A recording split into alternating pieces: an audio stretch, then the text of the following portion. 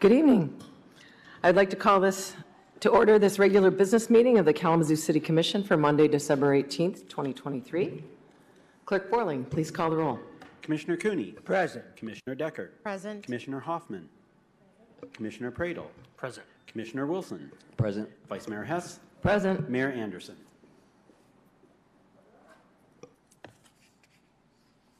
Is there a motion to excuse Mayor Anderson? So moved. Moved by Commissioner Hoffman. Support. Support by Commissioner Pradel. All in favor of excusing Mayor Anderson, please say aye. Aye. Aye. Motion passes. Mayor Anderson is excused. Thank you for being here tonight. For our opening ceremony, we have an invocation given by Deacon Joe Schmidt from St. Thomas More Parish. Please rise for the invocation and remain standing for the Pledge of Allegiance.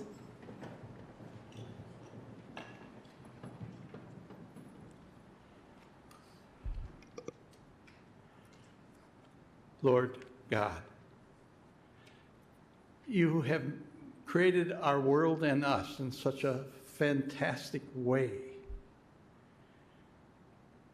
As your vice mayor has once told me, the longest journey any of us take is 18 inches. It's from our head to our heart. And we ask you to guide us on that journey, especially tonight, that we may work with all the things you've given us and challenge us to be open to new ideas, to new concepts. And this time of year when we celebrate, look at the park, all the lights, knowing that the light will come back into our lives, help us to bring that light, to announce it, to take on the responsibility, even though we don't rule the world, we do rule ourselves, and to be open and love our neighbors as you've asked us to do in many ways. The second greatest commandment. And with that we say amen.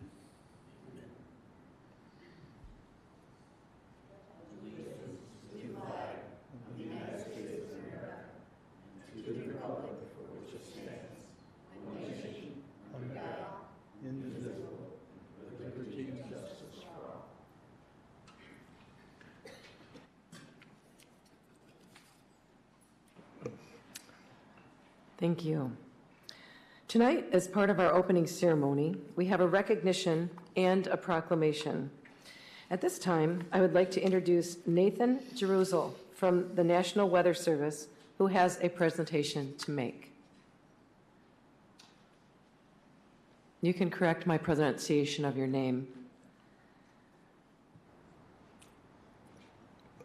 Good evening, Commission. You got the name correct, so very good. Thank you for inviting me to come here tonight to present this award.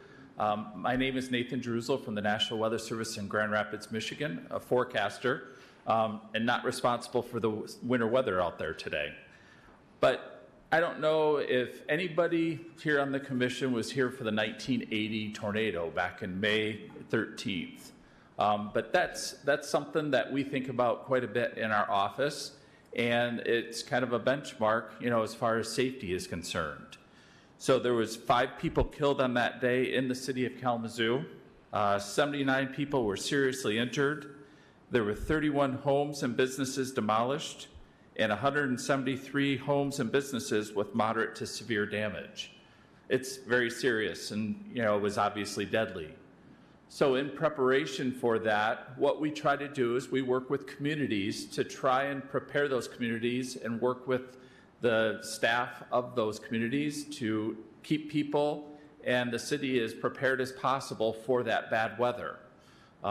Kalamazoo is not immune to that. So I have been working with the emergency manager, Brandy Jeans here, and her staff, and going through to look at being recognized for Storm Ready, Storm Ready is a program that essentially what we try and do is we want to make sure that the communities get the information from the National Weather Service or from media, that we want to see them to be able to send that information out to the constituents and all the people of the community, the visitors, and then also be able to monitor that information. And in going through this process with Brandy, we have found that Kalamazoo is well prepared for a significant event like this, like the 1980 tornado. Unfortunately, we can't keep, everybody necessarily protected from that, but we can keep people as prepared as possible because Mother Nature is going to do what she's going to do.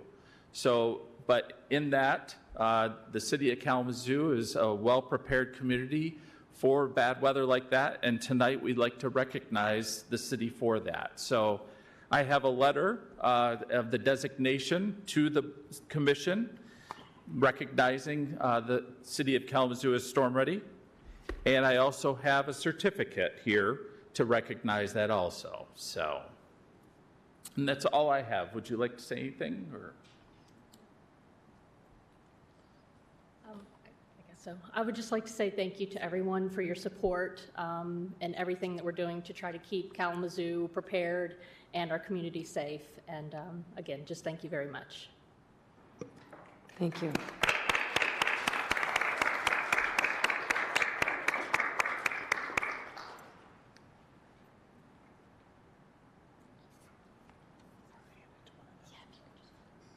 Thank you, Mr. Girozel, and thank you, Brandy, for all of the work that you put in to keep Kalamazoo safe. Thank you. Thank you very much. And now we have a proclamation entitled Stand for Human Values, which will be read by Commissioner Cooney. Thank you, Mayor. Tonight in Israel, there are families in great pain because of the loss that they suffered from other family members when the vicious attacks of October 7th. There are other families who are agonizing because their friends or their families are still held hostage. Our hearts go out to them. The picture in Gaza is like something out of the apocalypse. Half the buildings in the country destroyed, hospitals operating without electricity or any kind of painkillers for operations. UNICEF tells us that Gaza is the most dangerous place in the world for children. 19,000 people dead, almost 70% of them women and children. The World Health Organization tells us that half the people in Gaza are starving. With the proclamation that we have tonight, we call for an end to all this. There are people who say, it doesn't make any difference. These proclamations are nothing. I disagree. I think proclamations throw a spotlight on the issue and raise consciousness about what is happening. They encourage other people to take a stand. They let the people who are suffering know that they are not alone. And this proclamation that we read tonight will be sent to our congressperson, to our senators, and to our president, and demand action. Robert Kennedy said one time that every time you take a stand for justice, it's like throwing a rock in a pond. And that sends out a ripple. And that one ripple won't do much. But a million stones being thrown in a pond from a million different directions can create a tidal wave that will wipe away all the suffering and open the way for justice and human rights.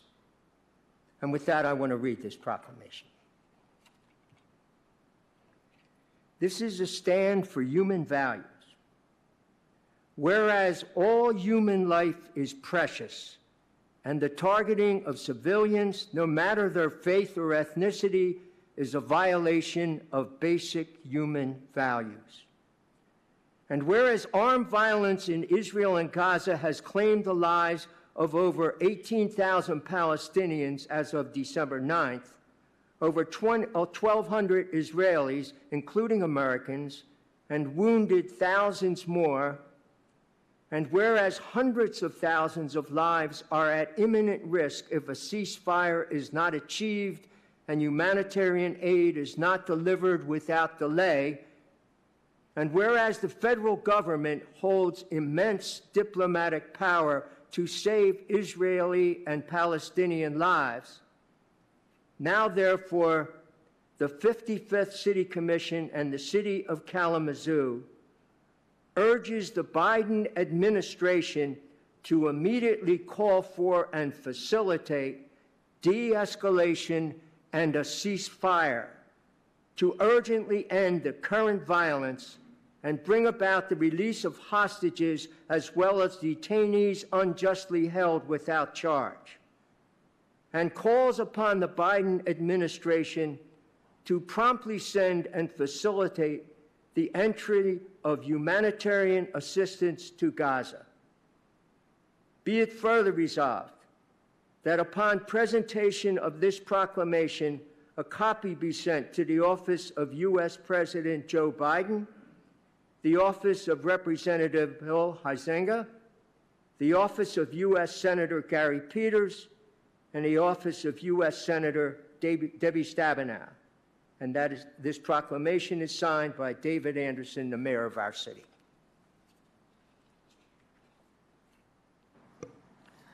Thank you, Commissioner Cooney. We now will move to the adoption of the formal agenda. Commissioners, you have before you the agenda for tonight's meeting. Are there any changes you would like to see? Thank you.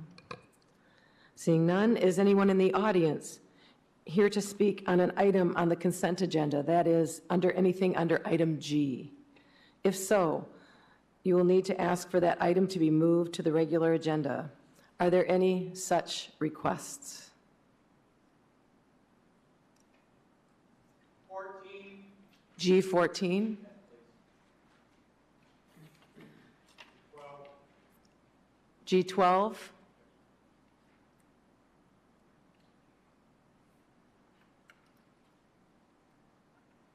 Hearing no other, we will adopt the agenda. The next item is communications. City Manager Ritzema. Nothing this evening, Your Honor. Next is an opportunity for general public comments. Speakers will have 3 minutes for their comments. We will start with in-person speakers and then go to the call-in speakers. People who want to offer comments via phone should call 888-382-9556, starting now through the end of the public comment period. If there is anyone in the audience wanting to address the City Commission, please come to the podium after signing in, state your name, and indicate whether you live in the city, and you will have 3 minutes for your comments. My name is Saeed Abu Bakr. I'm a professor of chemical and paper engineering at Western Michigan University, and I am a member of KNOW, Kalamazoo Nonviolent Opponent of War. I'm here just to thank you for doing the proclamation. As Commissioner Cooney said, this is in the name of humanity, in the name of saving life, and in the name of giving the Gaza people some medical and water, electricity, and support, because without ceasefire, they are dying by the hundreds. Just the last 24 hours, 200 children were killed. So I want to thank you from the bottom of my heart, and keep up the good work. Thank you. Next, please. Hello, good evening. Good evening, everyone. My name is Omar Al-Gawi. I'm 15 years old, and I'm in 10th grade at Portage Northern High School, and I live in the city of Portage. and I would like to say a few words on the Stand for Human Values proclamation. I'd like to start off by thanking all who support this proclamation. We as citizens have been demanding a ceasefire, so thank you for hearing our voices. Over the past 72 days, we have seen genocide happening before our eyes. According to the Gaza Ministry of Health, at least 19,453 people have been killed and 52,286 people wounded in the Gaza Strip. This is just an estimate, as there are many people stuck under the rubble, and the number is continually growing. In addition to that, there have been 1,200 Israelis killed on the October 7th attacks. The aggression we have seen must be stopped. A ceasefire proclamation is what we need to pressure the U.S. federal government and the Biden administration in passing a real ceasefire. As Dr. Martin Luther King Jr. said in his letter from the Birmingham jail, nonviolent direct action seeks to create such a crisis and establish such creative tension that a community that has consistently refused to negotiate is forced to confront the issue. Last Saturday, December 16th, over 300 Kalamazoo and Michigan citizens joined a rally in protest and support of justice for the Palestinian people, as well as call for a ceasefire. The city of Kalamazoo has heard our voices. This nonviolent direct action that Dr. King was talking about has now led to negotiations. Of course, this was in the time of the civil rights movement, but we can apply it to today. To conclude, I, on behalf of many of our citizens, thank you for this proclamation. A ceasefire is exactly what we need to save Palestinian and Israeli civilians' lives, and this is a huge step towards justice in Palestine. Once again, we all appreciate your support very much. Thank you. Thank you, Omar. Next. Hello, I'm Daniel Smith. I live in Portage and co-chairperson of Kalamazoo Nonviolent Opponents of War. And I want to say that our kids get it. Omar and a few other high school students from our community, they organized and had this rally right out here in Bronson Park with a candlelight march because they wanted to remember the children of Gaza and to call for a ceasefire. They had 300 participants out there. The media didn't cover it, so you may not have heard about it. But in 1 week, we know Israel dropped more bombs on Gaza than the U.S. did in an entire year in Afghanistan. 80% of the population of Gaza is displaced and homeless due to bombs that we are paying for, our taxes. So our taxes are being used to create homelessness instead of being used to create homes for people. Jewish Voice for Peace said, quote, Israel's depriving around 1.1 million Palestinian children from water and food, increasingly at risk of dying from treatable infectious diseases because the Israeli military has been blocking water, food, fuel, electricity from entering Gaza for 9 weeks while it indiscriminately bombs, unquote. So watching the news, we know thousands of children have been killed. Thousands are injured, living in unsafe shelters, worrying about constant bombardment.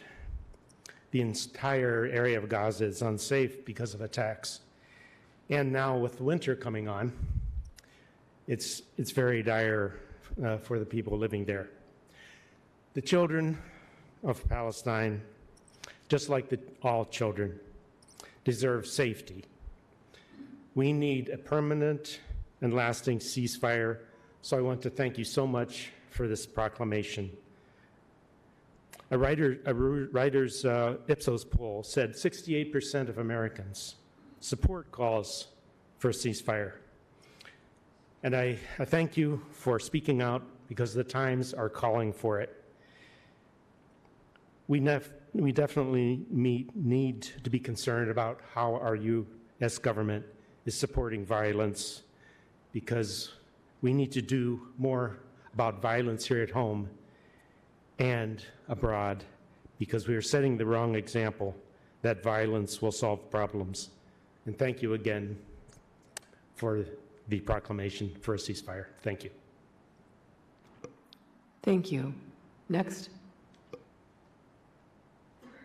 Hi, my name is Ellie Schenker. I'm a resident of the city of Kalamazoo, and I apologize. I'm reading off my phone because my printer's on the fritz. Just wanted to thank all of you for having the moral courage to speak out against the endless bloodshed in Israel and occupied Palestine. You're standing on the right side of history.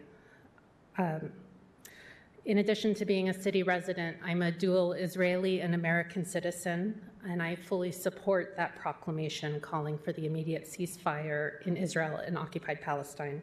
It's the only way to end the mass death in Israel and in Palestine and to bring in home the hostages taken on October 7th.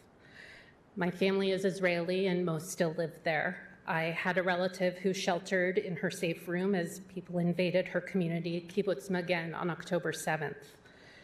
But I recognize that the suffering of people who resemble me does not excuse the creation or allowance of the suffering of others.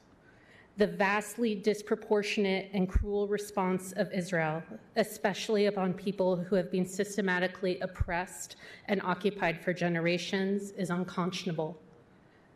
As the granddaughter of Holocaust survivors, it pains me to see how the misuse of the memory of that genocide is twisted to support the genocide currently being perpetuated. As a Jew, I strongly reject the idea that the actions of the State of Israel represent me or of all Jews, and the false and cynical argument that any criticism of the State of Israel is anti-Semitism. As a human being, I hate the idea that my feelings on this matter should matter at all more than others, especially those of Palestinians. But I also understand the ways that American discourse and norms on this subject privilege my voice.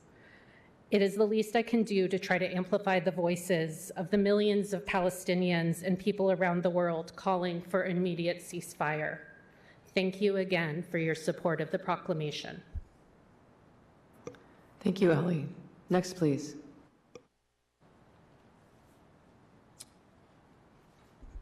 Hello, my name is Harold Boy. Last name is spelled B-E-U. It's German. EU in German is pronounced boy like in Freud. I'm a retired Unitarian Universalist minister, a high school teacher of civics and history. First, I would argue that this proclamation involves all of us as citizens and taxpayers of Kalamazoo and the United States. And it also involves our very humanity.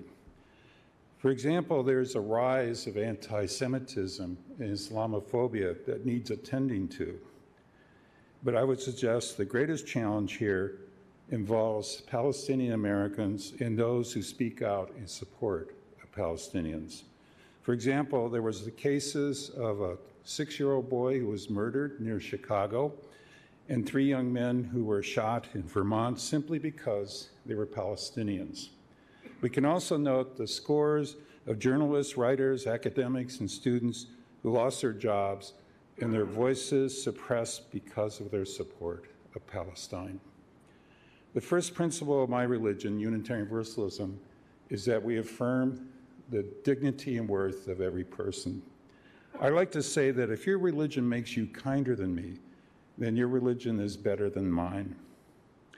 To the extent that one would conflate their religion with Hamas and the government of Israel in its oppression of Palestinians, is the extent that that religion is not only unkind, it is cruel. I note that we can criticize Hamas, which I do, and any other international government, or even our own government, which I especially do now. But once we criticize Israel, we're called anti-Semitic. I take offense at this idea that suggests support of Nazism. It would be amusing if it were not so serious. It is absolute nonsense. To support this resolution, this proclamation, is a humane act. But please note that the mere cessation of bombings of civilians will not solve the problem. Far from it. The solution to the problem of this tragedy, ironically called the Holy Land, will take generations. But for now, there's a crisis. The house is on fire. It needs to be put out. After we put it out, we can then look as to how to prevent future fires and to build up the Palestinian community. I would like to close with this quote by Martin Luther King that applies to both Israelis and Hamas. Violence as a way of achieving racial justice is both impractical and immoral. Can't finish the quote. Thank you. Thank you, Harold. Next, please. My name is Jerry Hauser, and I live in the Millwood here in Kalamazoo. If this is an inappropriate time to bring up comments about other things in the agenda, then I will. Okay. I have a couple of comments about Part H of the regular agenda. Sorry, let me take this off. Maybe you can hear me a little better. On Part H3, it recently came to my attention by accident that many of the people in my neighborhood do not get charged for wastewater and sewage. When I brought this up to the water people, I was told, oh, well, we don't audit that.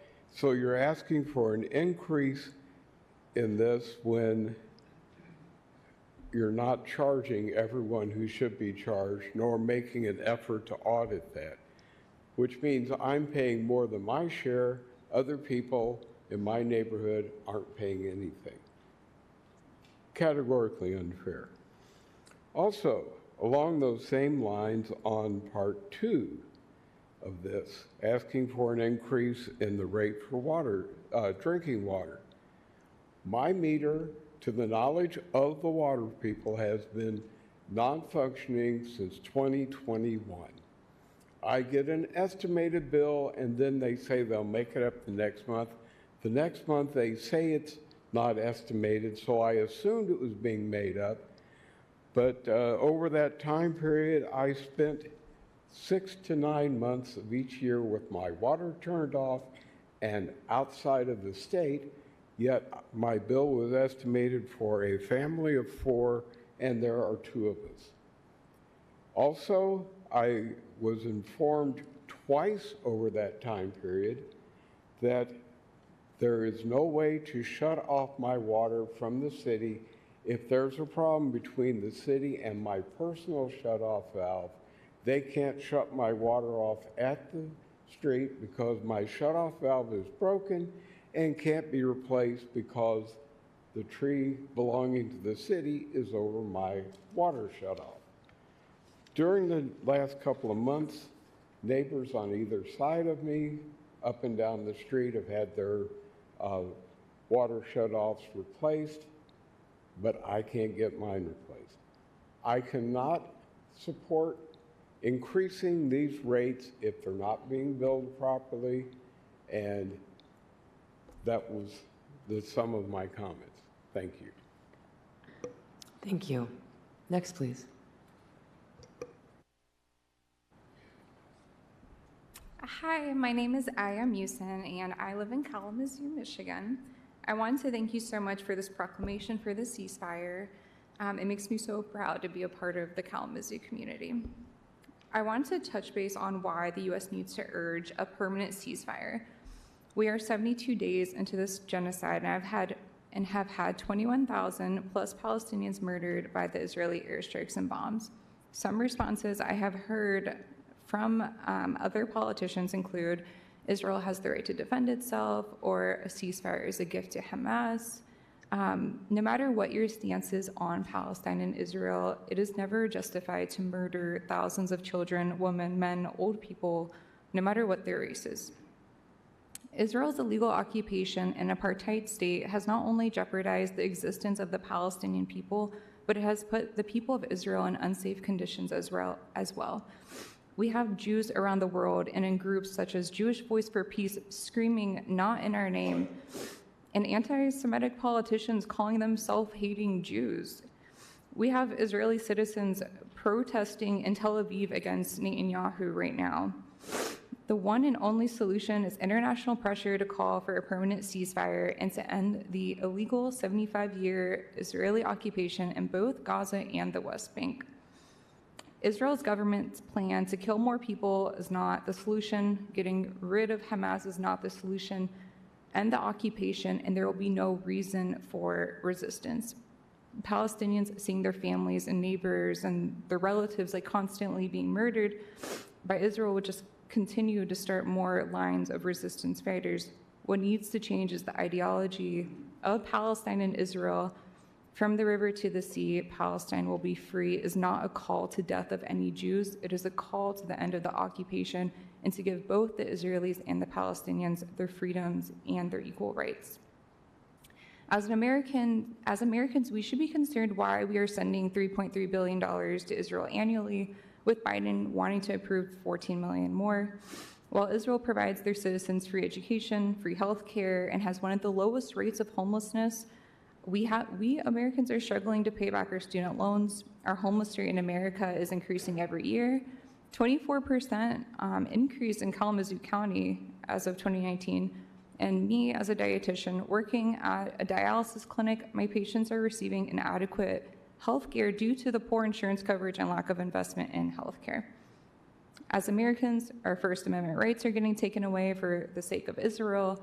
For example, on December 5th, the House of Representatives passed Resolution 894 stating that anti-Zionism is anti-Semitism.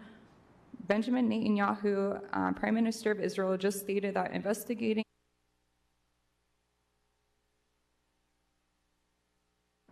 I'm sorry, your time is up. Thank you for your comments. Thank you. Next.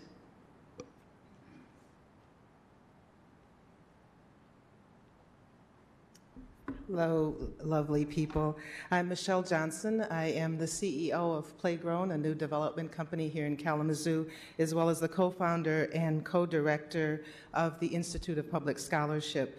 I first want to thank you all for taking the leadership that you took today to take a stand for the ceasefire in Gaza.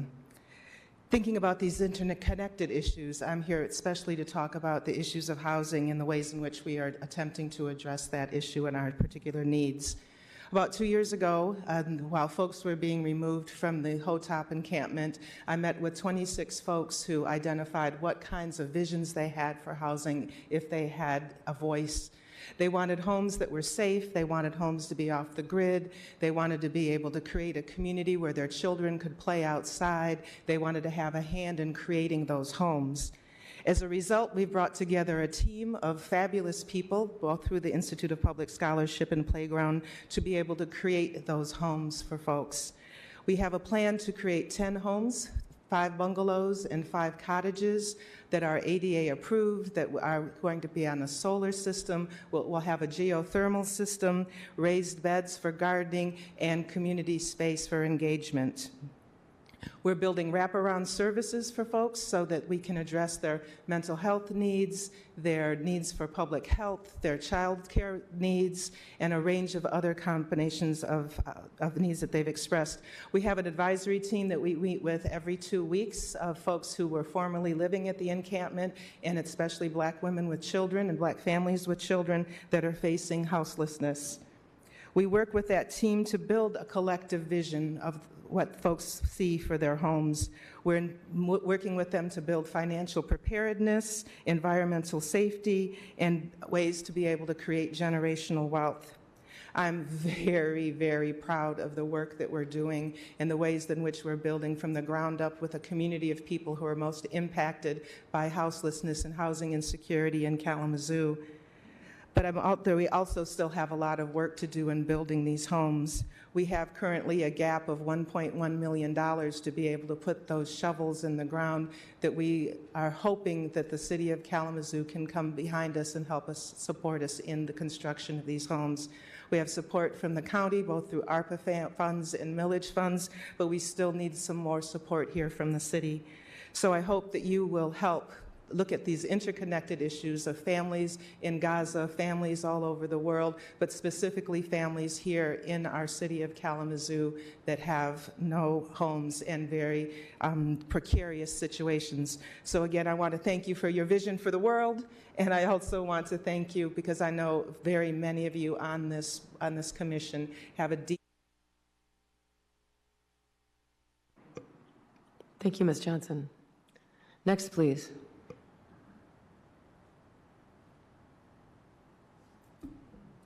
Hi, I'm Matt Clydesdale. I just want to start by saying yes to the proclamation. I didn't come here to address that issue, but yes to that. And I live at 579 Nazareth Road. I live in Kalamazoo Township, right next to a city property known as Shippers Crossing, a waste facility that the city has failed to properly care for over the years and consequently given rise to a culture of dumping along the southern stretch of Nazareth Road. I'm here again because I've tried every possible way over the past 6 years to hold the city accountable and finally get the city to implement some decent, responsible care of its property. I've had conversations with the mayor, as well as repeated attempts to speak with the city manager, but even those efforts to get some kind of top-down accountability have fallen short.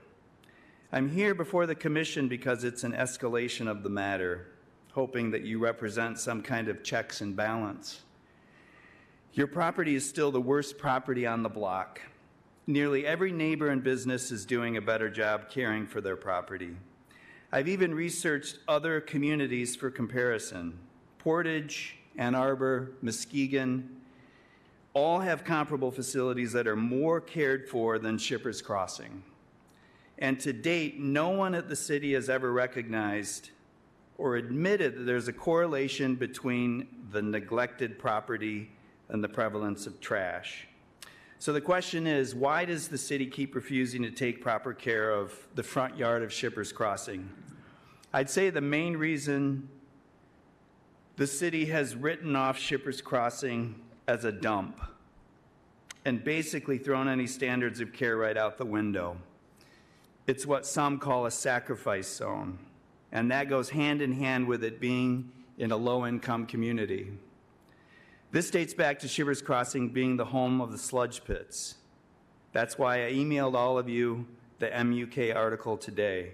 And to anybody listening, just Google Kalamazoo sludge pits, and you'll know what I'm talking about.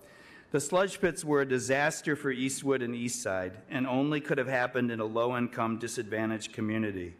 In fact, they were a precursor to what's unfolding on the north side with the wastewater reclamation plant and GPI. The contaminated history of Shippers just adds to this perception by the city that it's a throwaway zone, where you'll spend as little money as possible, largely because the people impacted don't pay taxes and fundamentally just don't matter. I'm here to ask you to finally take care of Shippers Crossing. Thank you, Mr. Clydesdale. Next, please. Good afternoon. My name is Cole Hamilton, and I'm from Mattawan, Michigan, and I speak in favor of the ceasefire resolution tonight. The Palestinian people have suffered decades of humiliation under the Israeli occupation forces and the Israeli government. These last few months have seen Israel amp up the decades-long practice of conducting indiscriminate bombings in Gaza that have destroyed homes, schools, and healthcare facilities. Their logic is genocidal. Israel is a torture state. Thousands of Palestinians languish in Israeli jails, jails where prisoners face every sort of sick brutality. Israel exists on stolen land and borrowed time. It has no legitimacy whatsoever. This colonial project of Britain would not exist without U.S. financial backing. More demonstrations need to be held in Kalamazoo. They need to highlight the role of U.S. weapons in the hands of Israeli occupation forces and how they contribute to the genocide of the Palestinian people. This is why it's important that an American city like Kalamazoo do its part by demanding a ceasefire. Today, I am proud of the city of Kalamazoo, and I'm grateful to the City Commission for adopting this proclamation. Today, Kalamazoo has done the right thing. Not another nickel, not another dime, no more money for Israel's crimes. Thank you. Thank you. Next, please.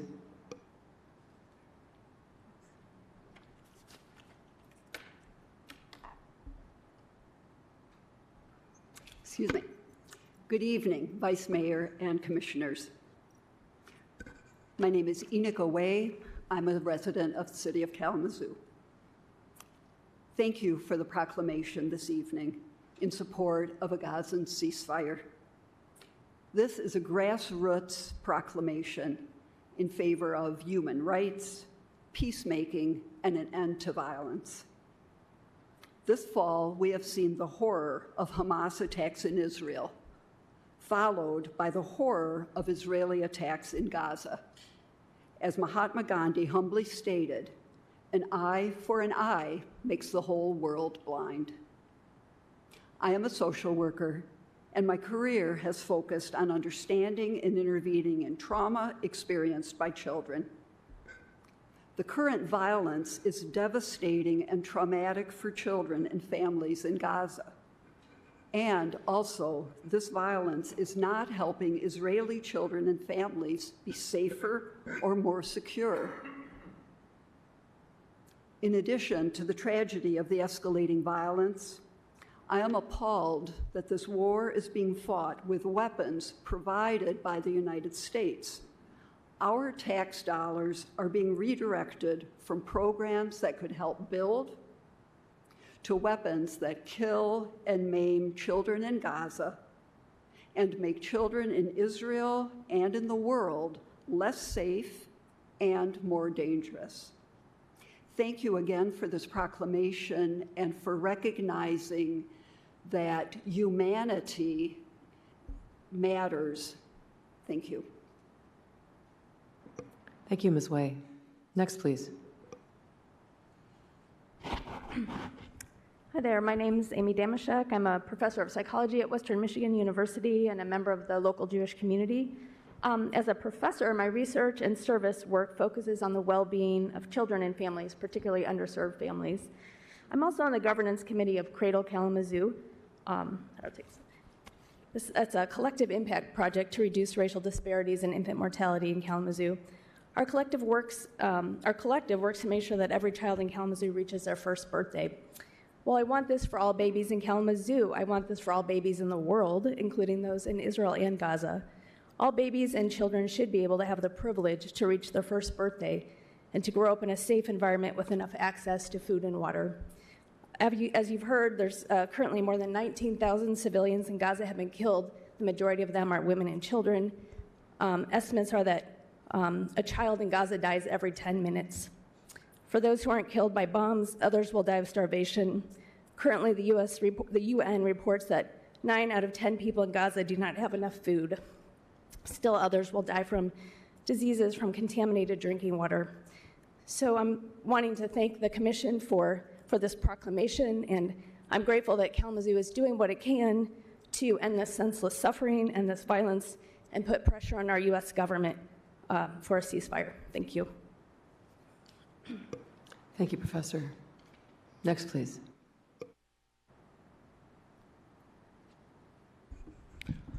Hello, everyone. My name is Dr. Faisal Ansari. I'm a resident physician practicing in a local community setting. I am trained in internal medicine in adults and pediatrics. I have been training since high school for over 12 years in medicine. And what I am seeing on a daily basis happening in Gaza from the NICU and not having enough ventilator support for premature babies to seeing the burns of victims and children and women due to white phosphorus. I can't stay silent anymore. And what kills me the most is that it's my money that's funding this, right?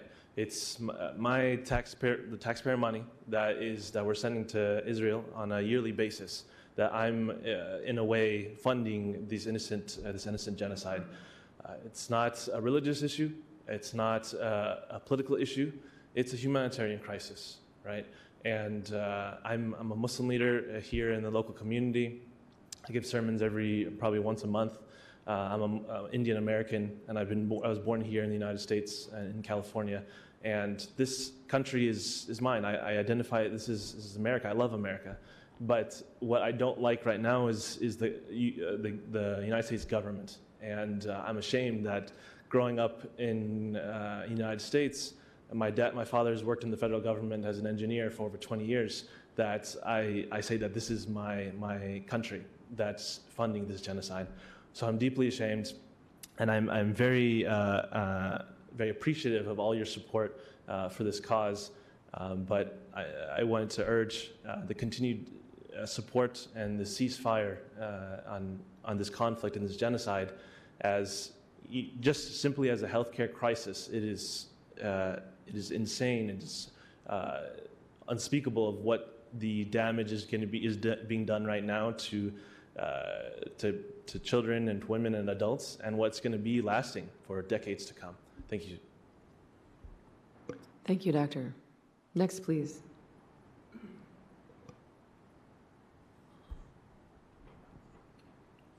I have listened carefully to the people pleading for a ceasefire and various other associated beliefs. I'd like to remind you of American history. When the colonists arrived here from Europe, America was totally inhabited by what are now called Native Americans. In those days, they were called Indians. Bertrand Russell, who was one of the leading critics of genocide in Vietnam, said he thought, even though he was ashamed to admit that America was better used by the WASP, white Anglo-Saxon Protestants, than it was by the Indians or Native Americans. This is progress. Unfortunately, there is a solution. Egypt and other Islamic countries bordering on Israel and nearby have steadfastly refused to take immigration from the Gaza Strip to their country. They want to be able to point out the injustice, which it is. But the thing is,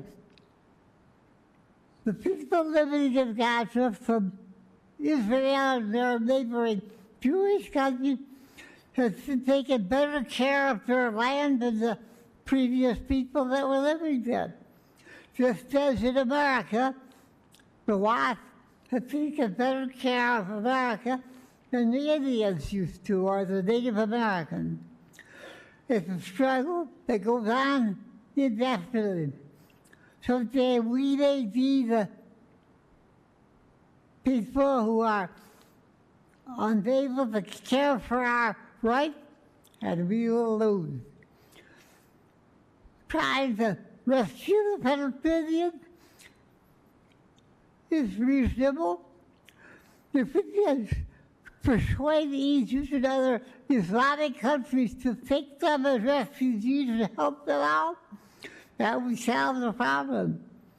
However, I believe that all of the Islamic countries bordering on Israel and the Gaza Strip have refused to take immigrants from the Gaza Strip into their country. They just don't see it that way. And they ignore that point when they plead for ceasefire and things like that. This is ridiculous.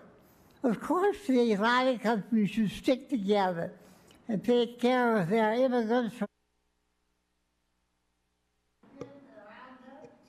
Thank you, Nehemiah. Your time is up. Is there anyone else in the chambers that wishes to make a comment?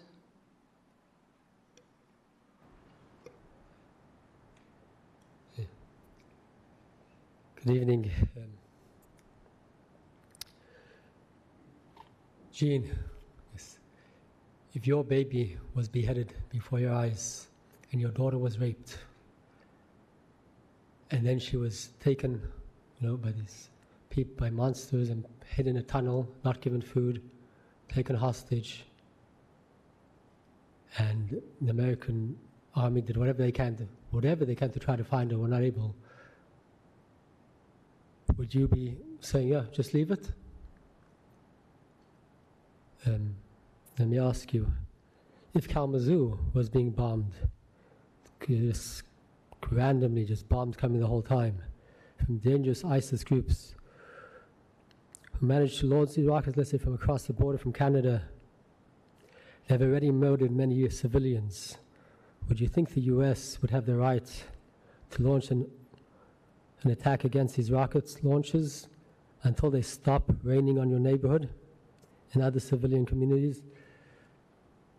Just to call for a ceasefire without solving the problems, pat yourself on the back that we called some kind of peace. It doesn't really, you can now sit around a barbecue with marshmallow in the air, so we called for peace. I don't think that's doing much. We're not even asking for the hostages released. I mean, it's a complicated issue. I agree. I admit that. I think it's easy for us to talk here. But I guess I'll suggest, like I said many a time, if there is something we can do, any of us can do an act of light. Do something more good in your own life, in your own families. Stop talking so bad about other people, especially when we don't know what's going on. And just speak better, do better. I'm happy to hear there's people here trying to help others, to help those who need homes, help those. And definitely our world needs a lot more light. And let's work together on creating a lot more light in this world. Wish you all the best. Thank you, Rabbi. Are there any other commenters? Seeing none, Deputy City Manager Chamberlain, are there any call-in comments? We'll go ahead and check right now.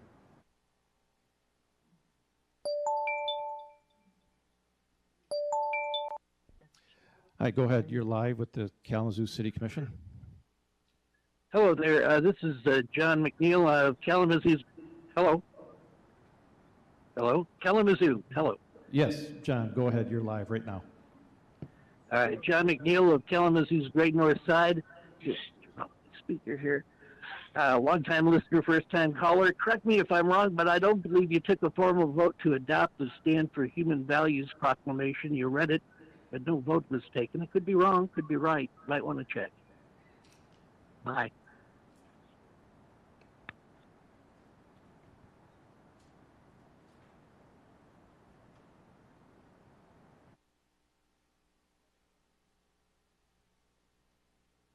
That was the last call.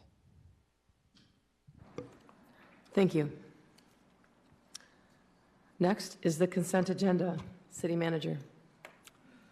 The following items have been presented for approval. First, approval of a one-year contract extension with Earthworks Lawn and Landscaping for mowing and trimming of city parks in the amount of $160,678. Next is the approval of a 3-year extension of the contract with the ASU Group for workers' compensation claims management services for city operations in the amount of $164,340. Next is the approval of a contract with Truck and Trailer Specialties through the My Deal Cooperative Purchasing Program for the unfitting of one of 2 recently approved HV613 chassis in the amount of $178,701. Next is the approval of a professional service agreement with Prina Newhoff for Norwood water main lining in the amount of $182,000. Next is the approval of a professional services agreement with Manick and Smith Group Incorporated for design services for 2025 MDOT safety projects in the amount of $299,793.60. Next is the approval of a supplemental change order with Ferguson Enterprises Incorporated for Richland Township and Richland Village Neptune meters in the amount of $744,677.07. Next is the approval of a 1-year contract with Webb Chemical for sodium hypochlorite 12.5% solution for disinfection in the amount of $982,800.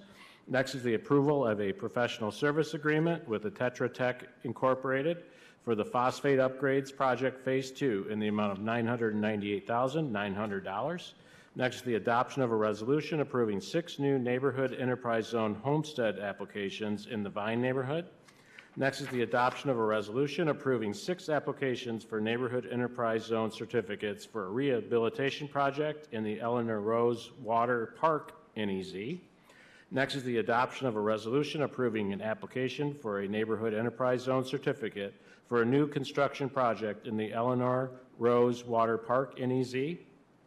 Next is the adoption of a resolution granting a payment in lieu of taxes to Harrison Circle LDHA LP for Harrison Circle located at 525 East Ransom Street.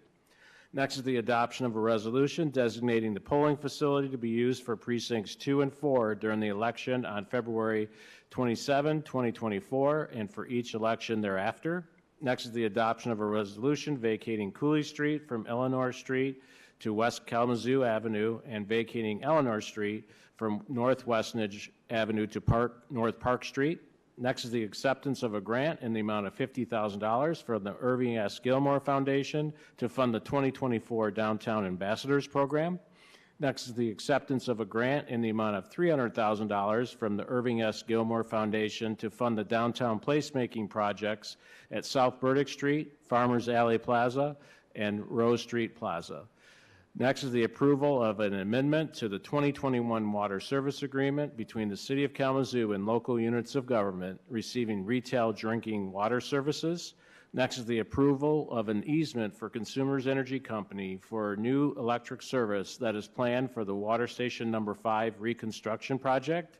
Next is the approval of a request for the New Year's Eve Fest of Kalamazoo to publicly display fireworks from the Epic Center parking structure on Sunday, December 31, 2023 at midnight as part of the annual New Year's Fest event.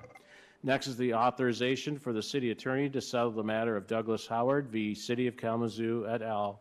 In the amount of $45,000. Next is the approval of the mayor's appointments to the Natural Features Protection Review Board, the appointment of Tyler Bassett for a term expiring on March 31, 2027, and the appointment of Matthew Hollander for a term expiring on March 31, 2027. This appointment includes a request to waive City Commission Rule 12K regarding memberships on multiple boards. Next is the approval of the following appointments to the Parks and Recreation Advisory Board, the appointment of Chris Bull for a term expiring on January 1, 2027, and the reappointment of Joe Buckman for a term expiring on January 1, 2027. And that concludes all of our items this evening. Commissioners, the requested action is a motion to approve items 1 through 11, 13, and 15 through 24, and authorize the city manager to sign all related documents on behalf of the city. Is there a motion? So moved. So moved by Commissioner Pradel. Is there support? Support. Support by Commissioner Cooney. Clerk Borling, please call the roll. Commissioner Decker. Yes. Commissioner Hoffman. Yes. Commissioner Pradel. Yes. Commissioner Wilson. Yes, abstaining from 16. Vice Mayor Hess. Yes. Commissioner Cooney. Yes.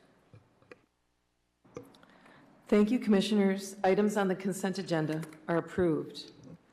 We are now at the regular agenda. City Manager Ritzema.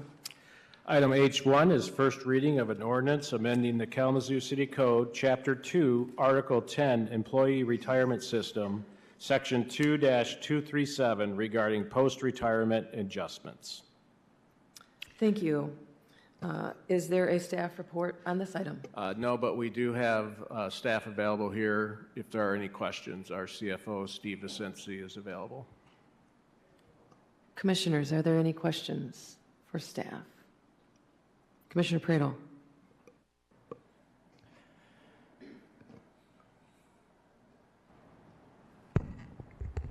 Evening, Steve. I just had a couple quick questions for you. Just first one was just if there was an opportunity to consult with any of our retiree groups about these changes. Sure. I've been in discussions with the president of our URGE group, which is the United Retired Governmental Employees of Kalamazoo. So I've been discussing with them. I've also informed our Retirement Investment Committee as well of the proposed changes. And I do have a follow-up meeting with the president of URGE along with a couple other members on Wednesday morning of this week. Sure. And then I was just wondering if you could just kind of share any findings of a fiscal impact study in terms of like what impacts this would have on particularly our projected cost is on our funds, pension fund? Sure. So this will have a 1% reduction to our current funding levels of the pension plan. As of the end of 2021, that was 136% funded. So it would be 135% based on that study. And then ongoing, long-term in the future, would be about $200,000 more that we'd be paying out per year as part of our normal cost. Great, cool, thank you, that's all I had. Any other questions?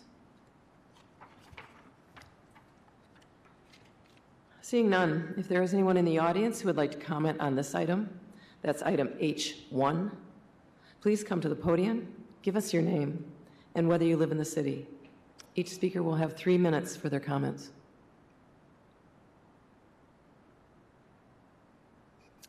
Seeing no one coming forward, the recommended action is a motion to offer the ordinance for a first reading.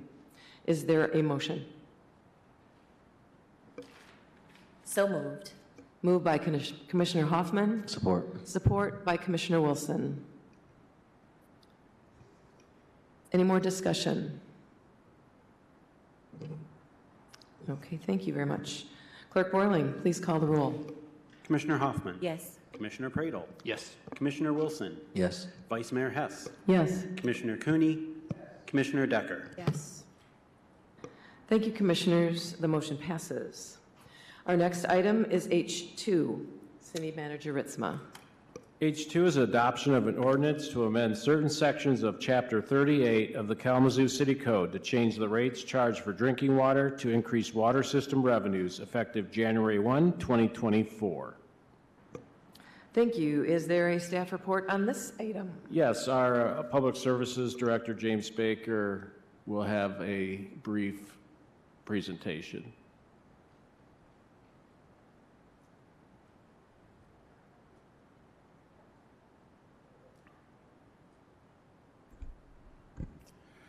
Good evening, Vice Mayor, City Commissioner, and City Manager. Thank you for this action and consideration tonight.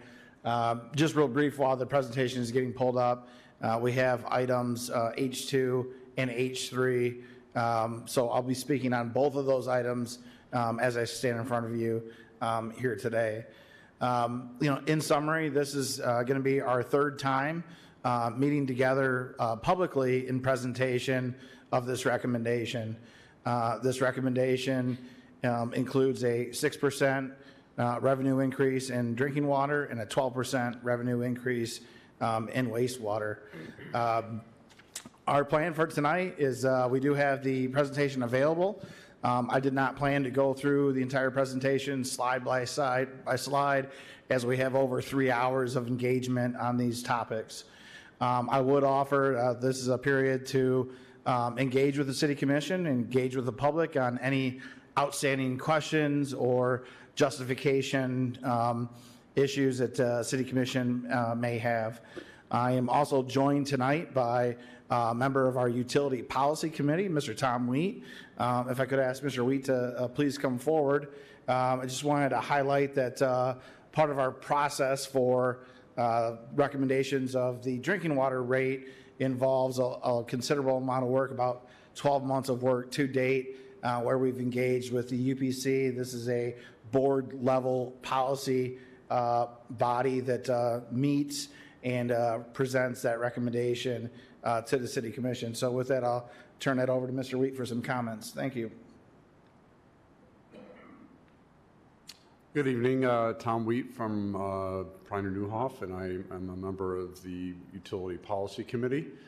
We have been working with James's group and our rate consultant, Stantec, for the past, I was going to say 6 months, but it's been a while to look at these rates, to look at the revenue requirements of the system.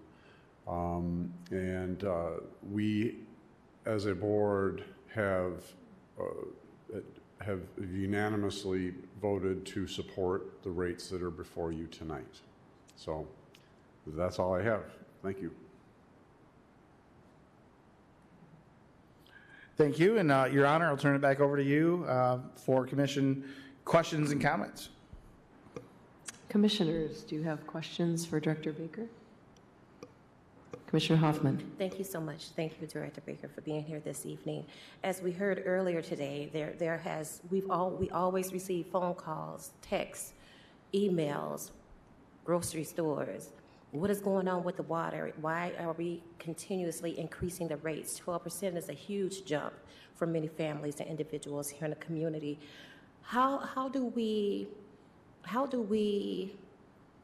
demonstrate to community and to the residents who are paying for water, how do we demonstrate as a municipality when it comes to the odor, the smell, the sludge that we heard about, all those different things? It's hard as a commissioner to justify an increase when our water quality is not at a place where people feel very comfortable, including myself.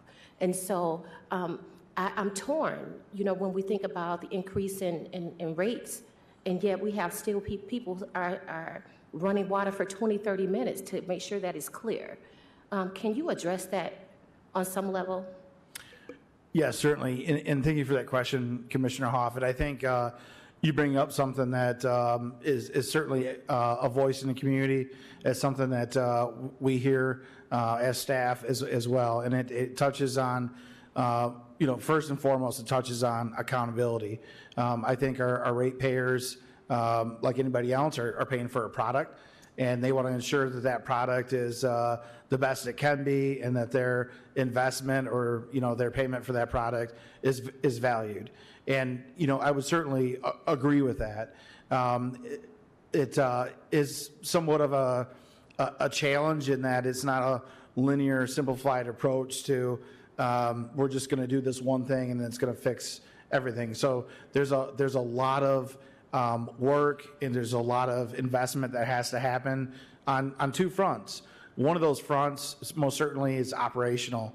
The City Commission heard today during just the Committee of the Whole session, there was some concern about flushing in our response, and that's an operational item that we perform. So operationally, there are things we can do to improve water quality, and we're taking that work seriously, and there's a lot of work that we're doing. We are working with 311. There's going to be a new KPI and metrics software program coming out. That's Salesforce. It's going to help us identify data a little bit better. There's also something that we're doing within the director's office, where we have a monthly report that comes out that tracks and reports the number of water quality complaints and then specific action, what we're doing about it. That information or data also helps to provide information on where we should set up additional flushers, auto flushers, and things of that nature in our system. And then speaking to some of the projects that we have in place, and one of the priority goal areas is station treatment and process improvements. So this is something where we know we have to invest in the system. We know that there's work to be done there, and we're committed to do that work.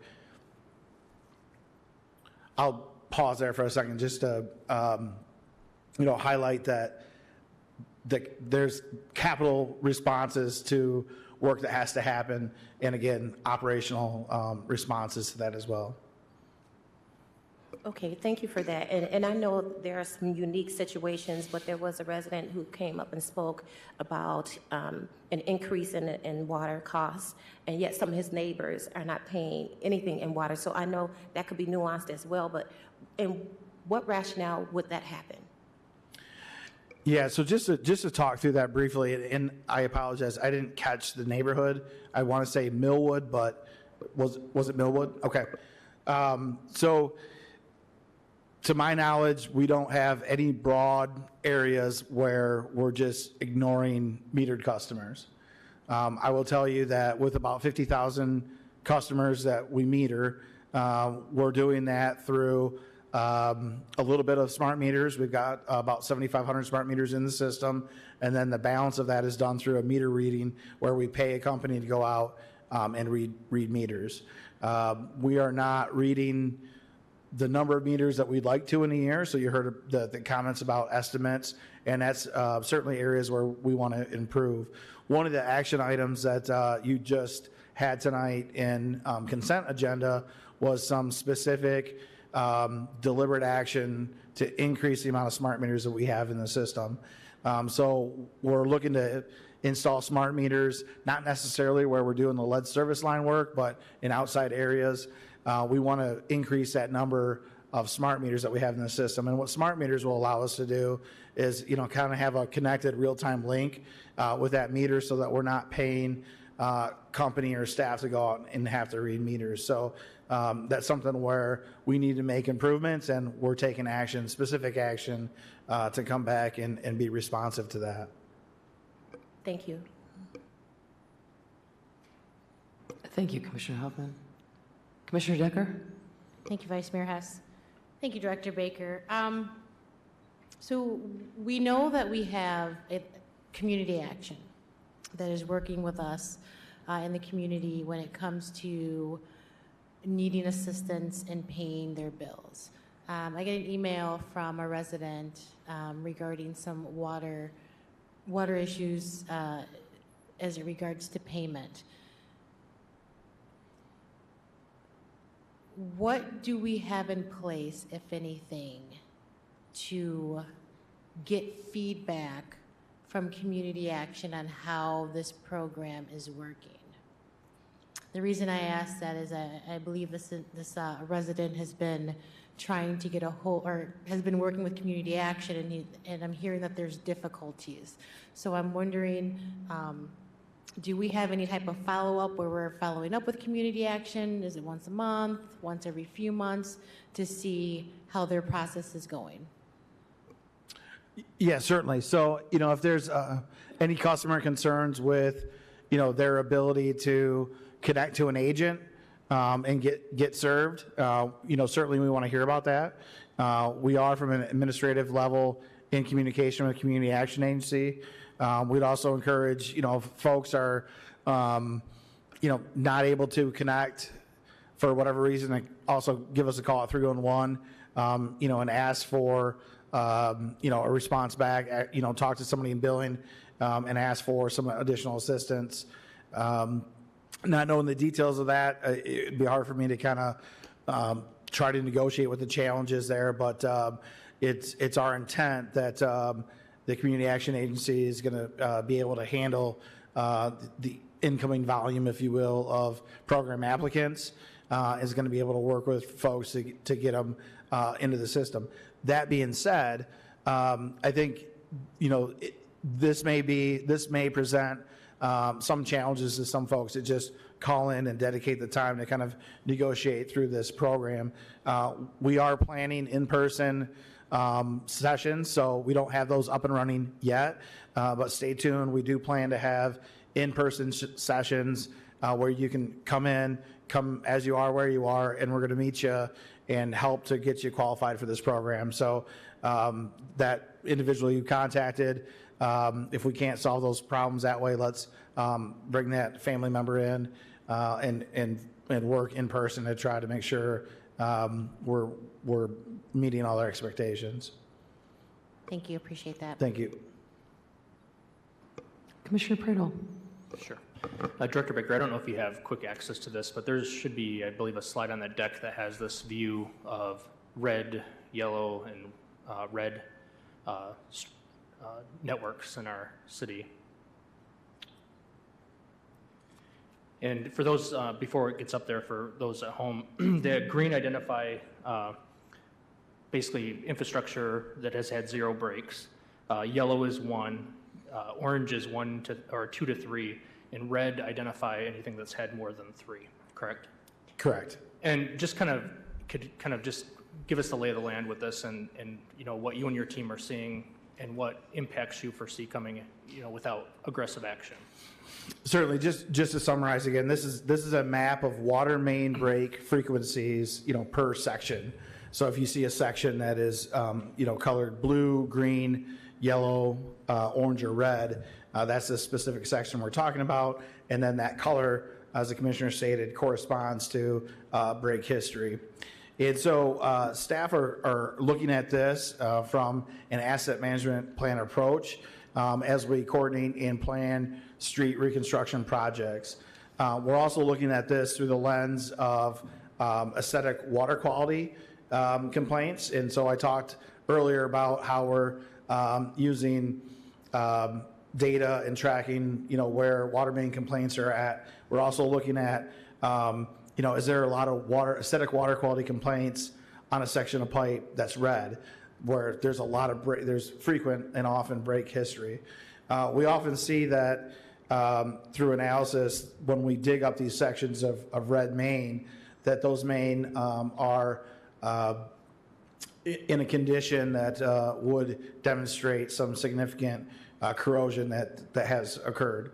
And so there was during your meeting on December 4th, I brought in a sample of the pipe, and you saw the amount of corrosion that was on the inside of the pipe, and certainly you can imagine that would probably contribute to some aesthetic water quality concerns.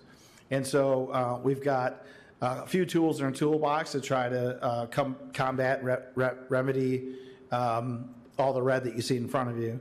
And that is through coordinated water main replacement with street projects, where we're taking a kind of dig once approach to correcting those occurrences.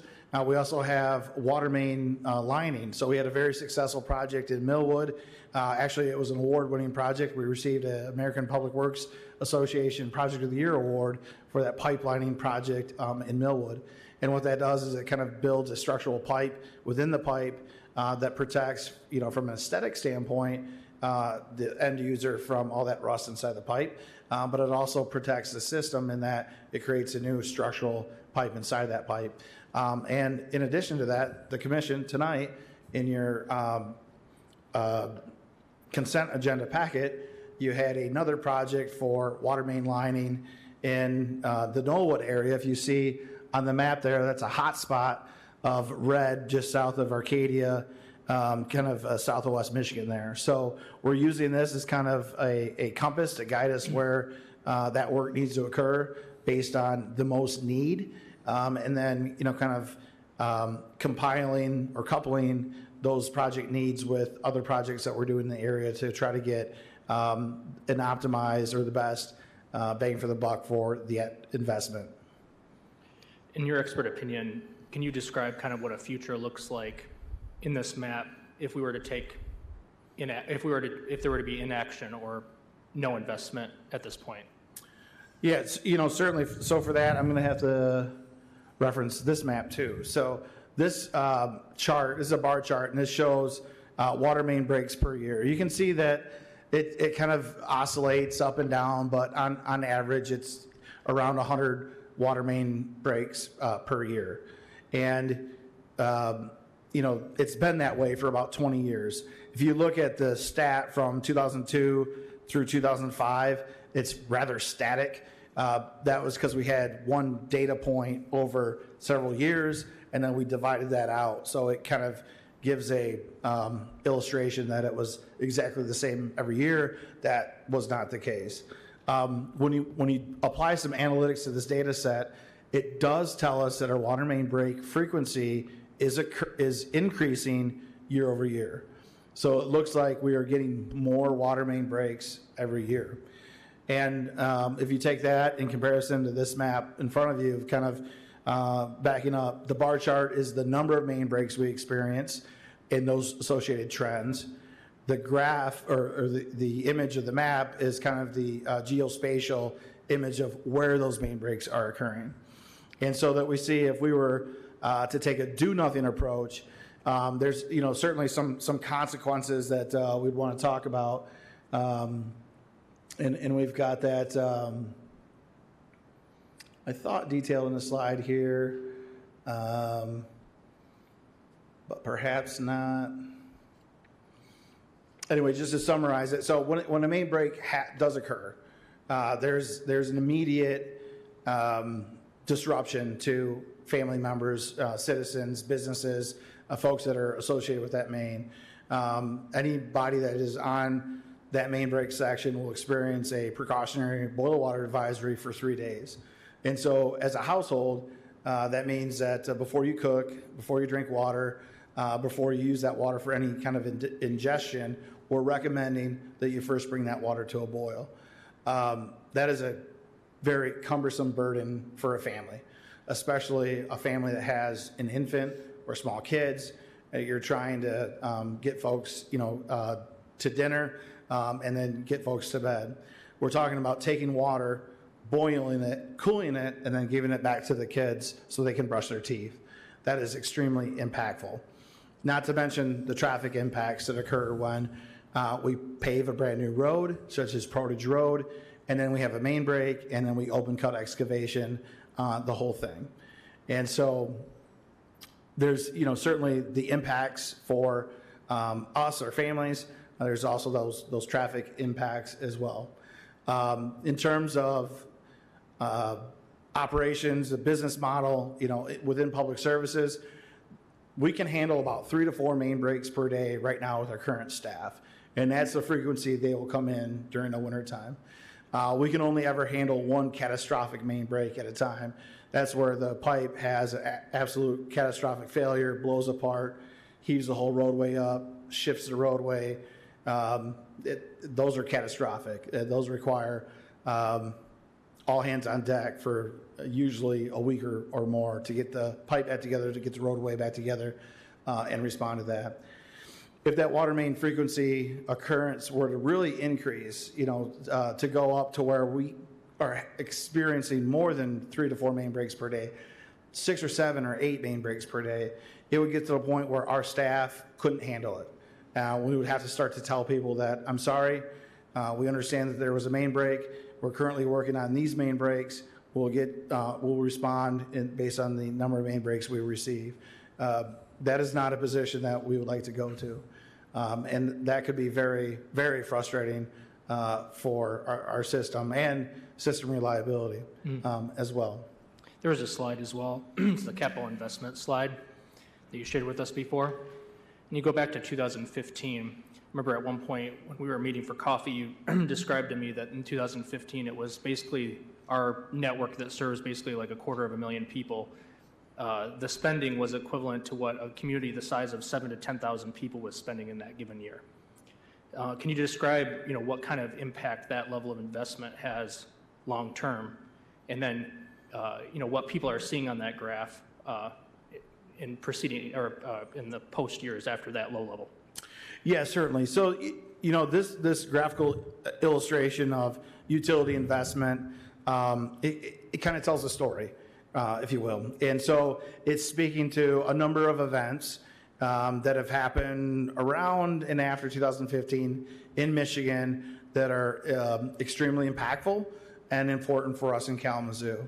And really, there are changes in the regulatory landscape, specifically the lead and copper rule of 2018, as well as Michigan PFAS rule of 2021, and then EPA rules that are on top of that.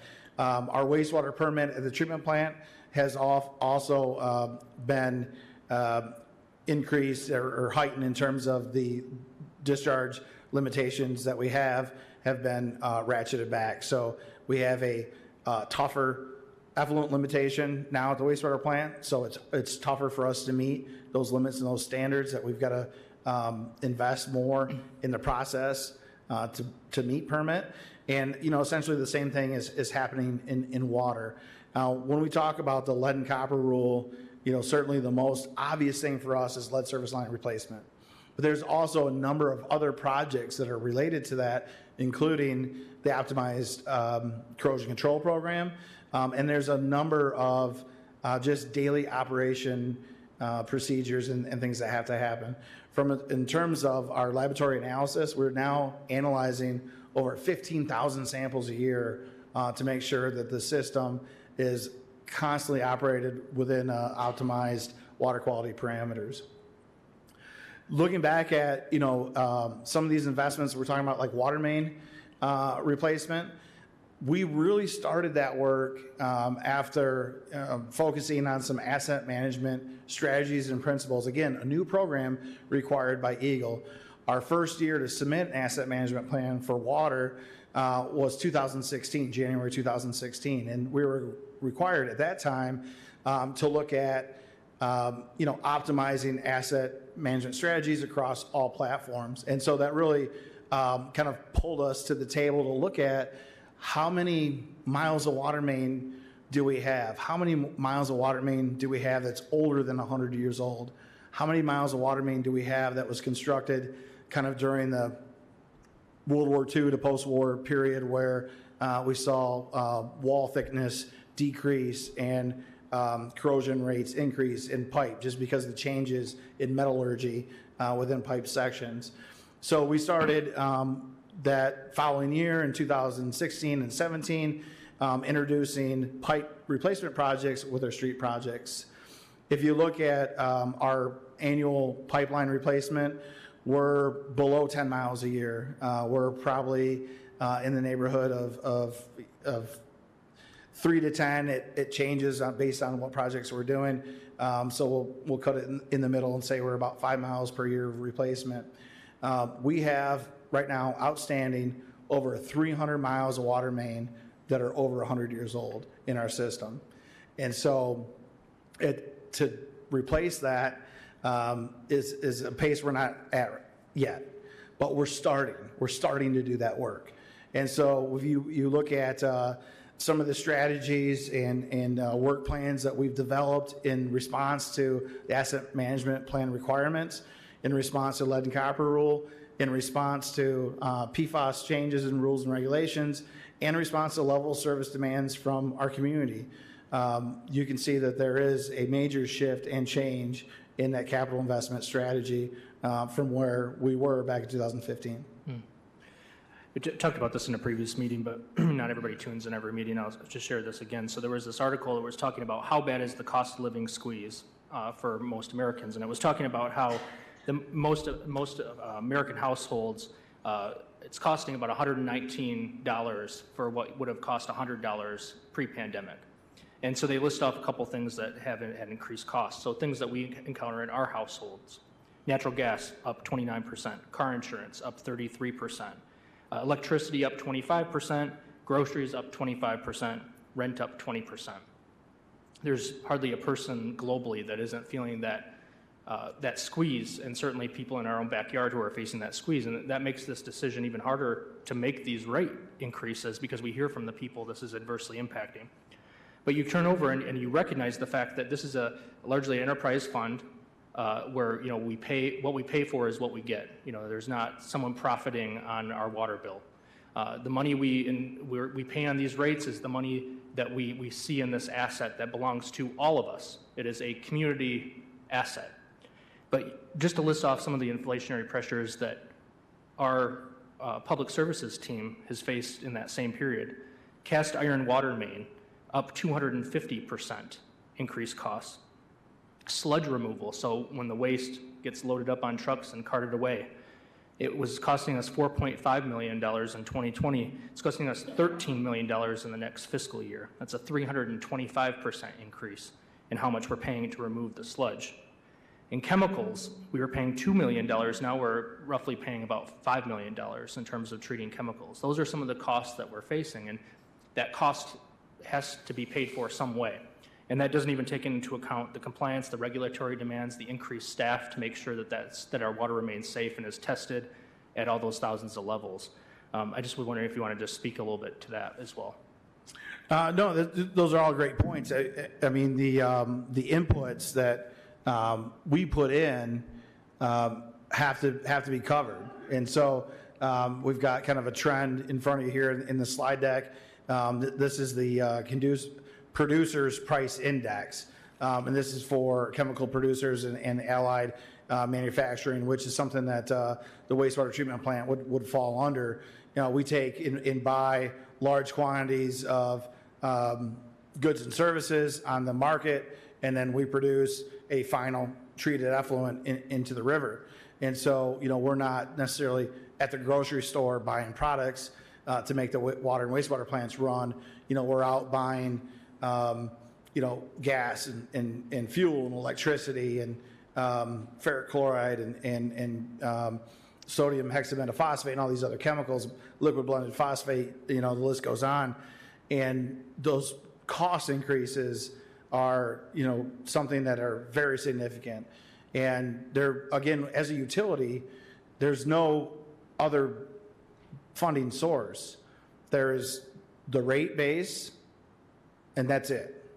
The general fund is not a backstop for the utilities.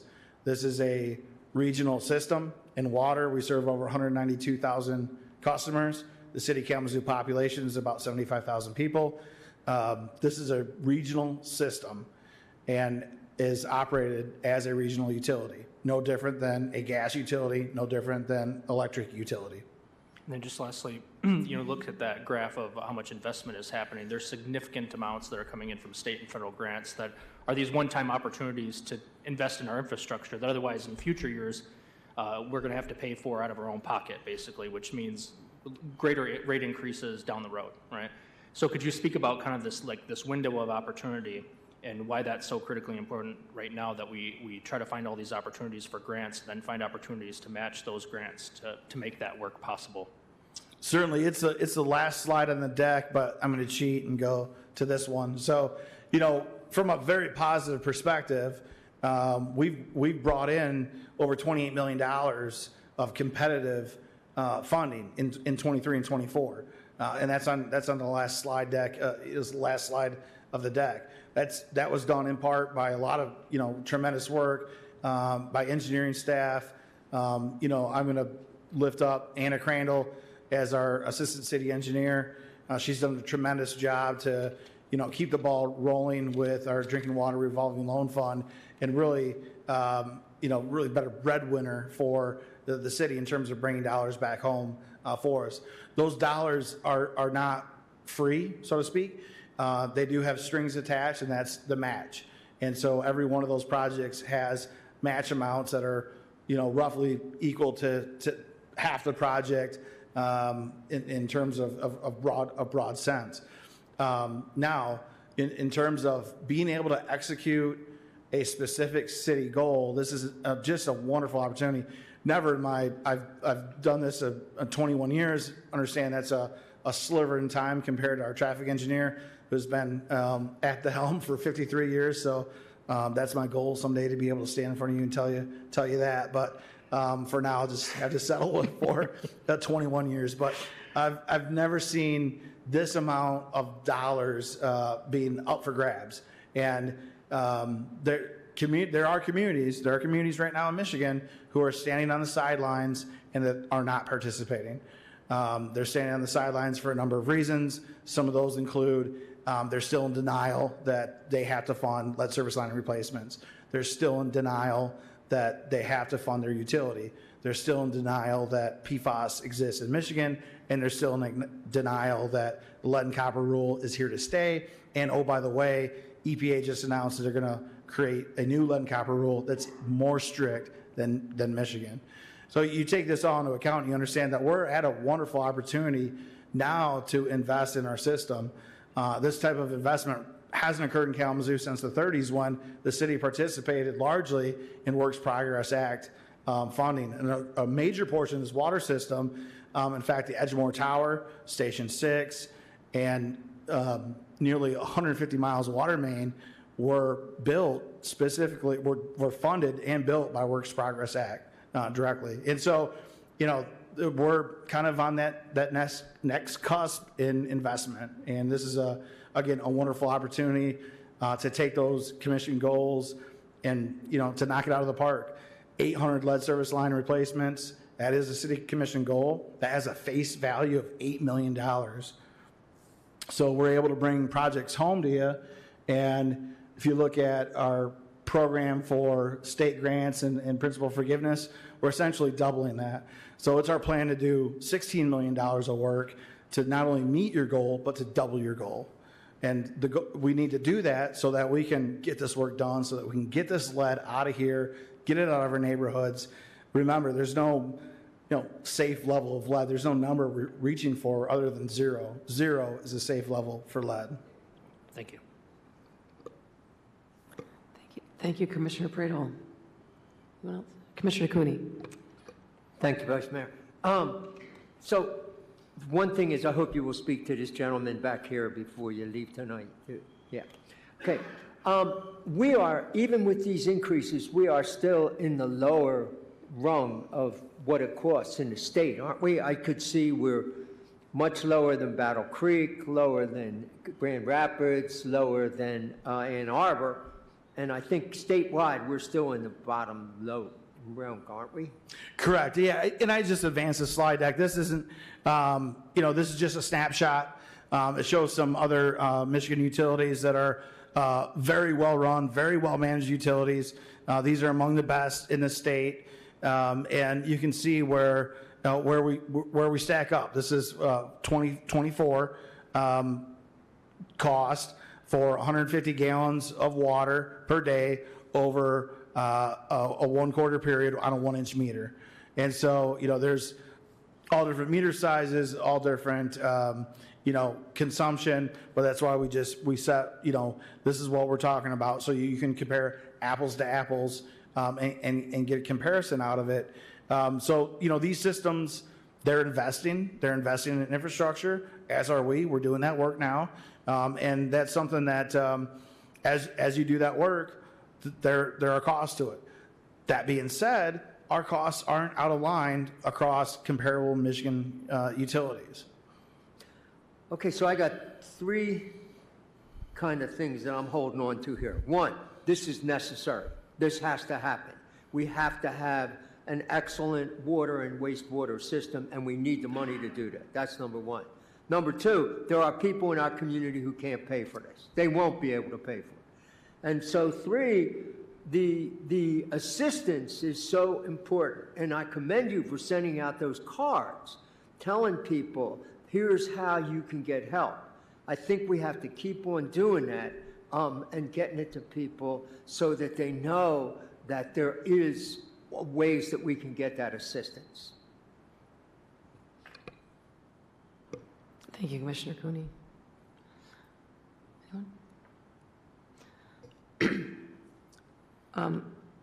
Director Baker, I'm thinking of the 7 habits of highly effective people.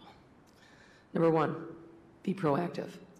What we're doing here with a lot of this is being proactive about building a better water infrastructure system. I think that's meeting with being reactive by having to fix the aging water system that we currently have. So we have a perfect storm in needing to increase these prices. And the second one is begin with the end in mind. The end in mind is safe drinking water for everyone in our system and safe wastewater removal for everyone in our system. And the third one is first things first. I'm looking at the slide for basic needs. It's just 30,000-foot view right there. It's nutritional food, safe and energy efficient housing, safe and reliable utilities. These are basic needs for humans. We were elected by the people to help keep them safe. I can't not hear what you're saying and understand that we need to keep our people safe by investing in our water system. And here's the card that Commissioner Cooney referred to. This has all of the ways that people can reach out for help for paying their bills.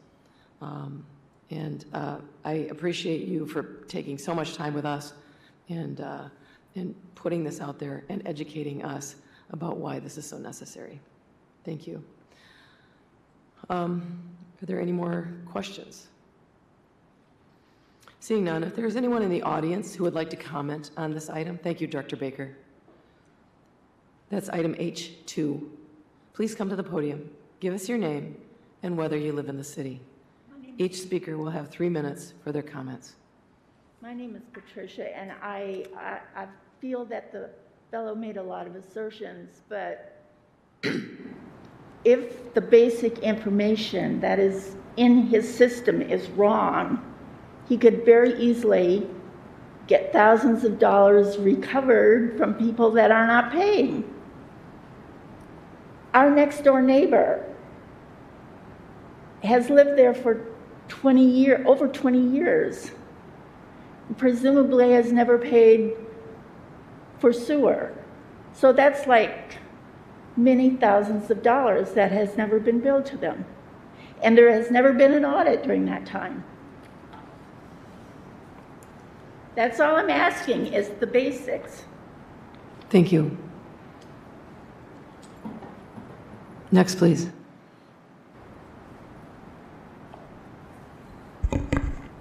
My name is Nehemiah Scudder, which I changed my name to about 5 years ago.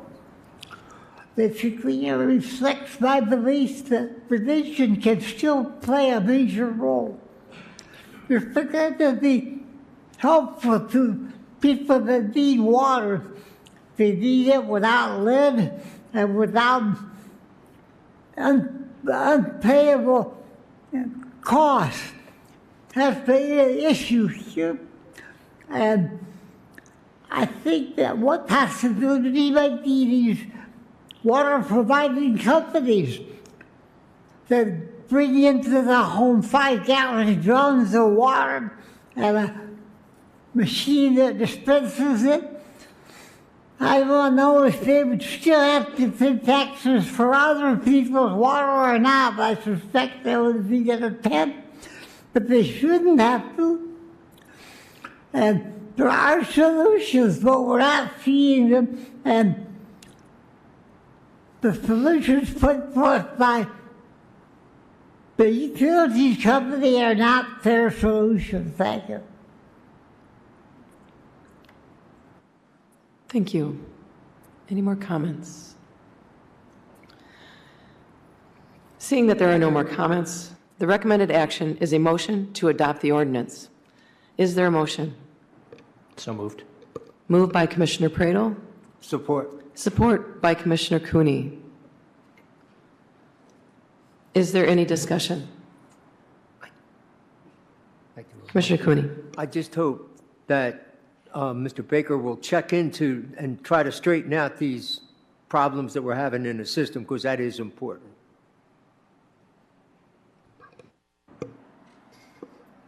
Thank you, Commissioner Cooney. Vice Mayor. If I Commissioner make a Pradel. comment. What's that? Is it okay if I make a comment? Please do. Appreciate you letting me ask you all these questions, Director Baker. I appreciate you letting me ask these after all 3 meetings. You know, I've done this now for slightly over 4 years, nowhere near some of my colleagues who've served for a long time. But there are not a lot of issues that I genuinely believe more than this work that he's talking about. I think it has reverberations for generations to come in our community. When you see the issues that have happened in places like Flint, Benton Harbor, Jackson, Mississippi, you realize really quickly that decisions that people make 10 years ago, 15 years ago, even when people are long and gone, have impacts on us today and tomorrow. I don't believe that in decades to come that they're going to be the entities that are going to be able to bail out our community if we become one of those communities. I genuinely believe with every fiber of my being that this is something that's impacting so many of the people in our community, but around the country with rising utility rates.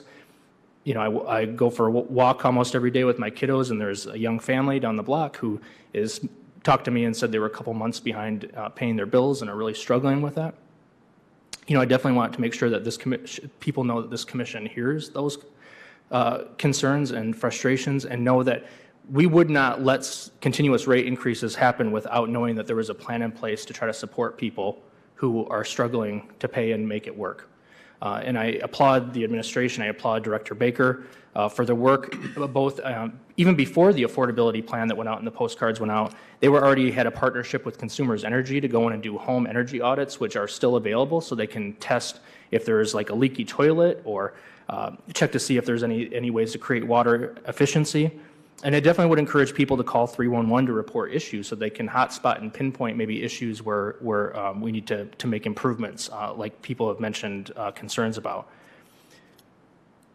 I think too often in politics, whether it be at the local level or you look at the national level in Congress, you see people and decision makers who make short-sighted decisions to appease people in the moment.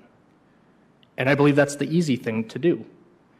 I think the true test of leadership is the ability to look at the end game and look at what impacts we're having on future generations of people who are going to be impacted by our decisions. I feel like if we were to not do what we're being told, if we don't get aggressive about turning the tide as a community, that there will come a point down the road that a future City of Kalamazoo City Commission will be sitting up here listening to lines of people shouting in their faces. And there will be investigators that will look back and try to trace the moments and the decisions in the past where people had an opportunity to do something but chose not to act. I refuse to be one of those people. You heard people tonight talking about wanting to be on the right side of history. Every time one of these decisions come up, as hard as it is looking in parents' eyes that have to make difficult decisions about how to pay their bills, I still think about the people in the future. They're going to even have far greater hardships if we don't act today. I'll leave it at that. Thank you, Commissioner Pradel. Commissioner Hoffman. Thank you, Vice Mayor, and Commissioner Pradel, thank you for that. It just reminds me of, when we're talking about, I remember when I first became a commissioner, I was told, like, when it comes to infrastructure, there's no question. Like, city infrastructure, that is not up for debate. However, I don't fully agree with that. And I know these things have to happen, and I understand that. I know we don't want to be another Flint or Benton Harbor or Jackson, Mississippi. But I also have to continue to acknowledge the needs of the families that are considered ALICE and those that are at or below the poverty line. And some of those are homeowners. And so I hope as a 55th Commission that we will continue to find funding that will be able to support our households within the community, although these rates have to happen. I never want to lose sight of the people. Yes, 30 years from now, it may be tremendous. But for those people who are suffering right now financially, I think we need to keep it on our radar, and we need to continue to come up with solutions to assist financially as we do this work that needs to be done that had been disinvested in for decades. So I appreciate everything, and I also want to state, let's continue to put the people first, not only in infrastructure, but also how can we financially support our most marginalized households in Kalamazoo. Thank you, Commissioner Hoffman. Any more discussion? Seeing none, Clerk Borling, please call the roll. Commissioner Pradel. Yes. Commissioner Wilson. Yes. Vice Mayor Hess. Yes. Commissioner Cooney. Yes. Commissioner Decker. Yes. Commissioner Hoffman. Yes. Thank you, Commissioners. The motion passes.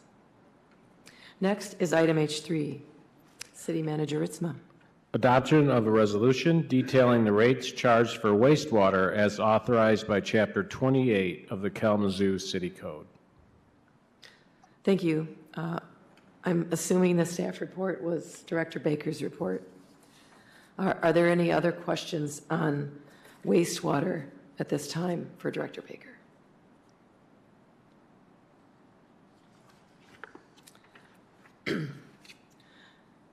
Seeing no more questions, if there's anyone in the audience who would like to comment on this item, that's item H3, please come to the podium, give us your name and whether you live in the city. Each speaker will have 3 minutes for their comments.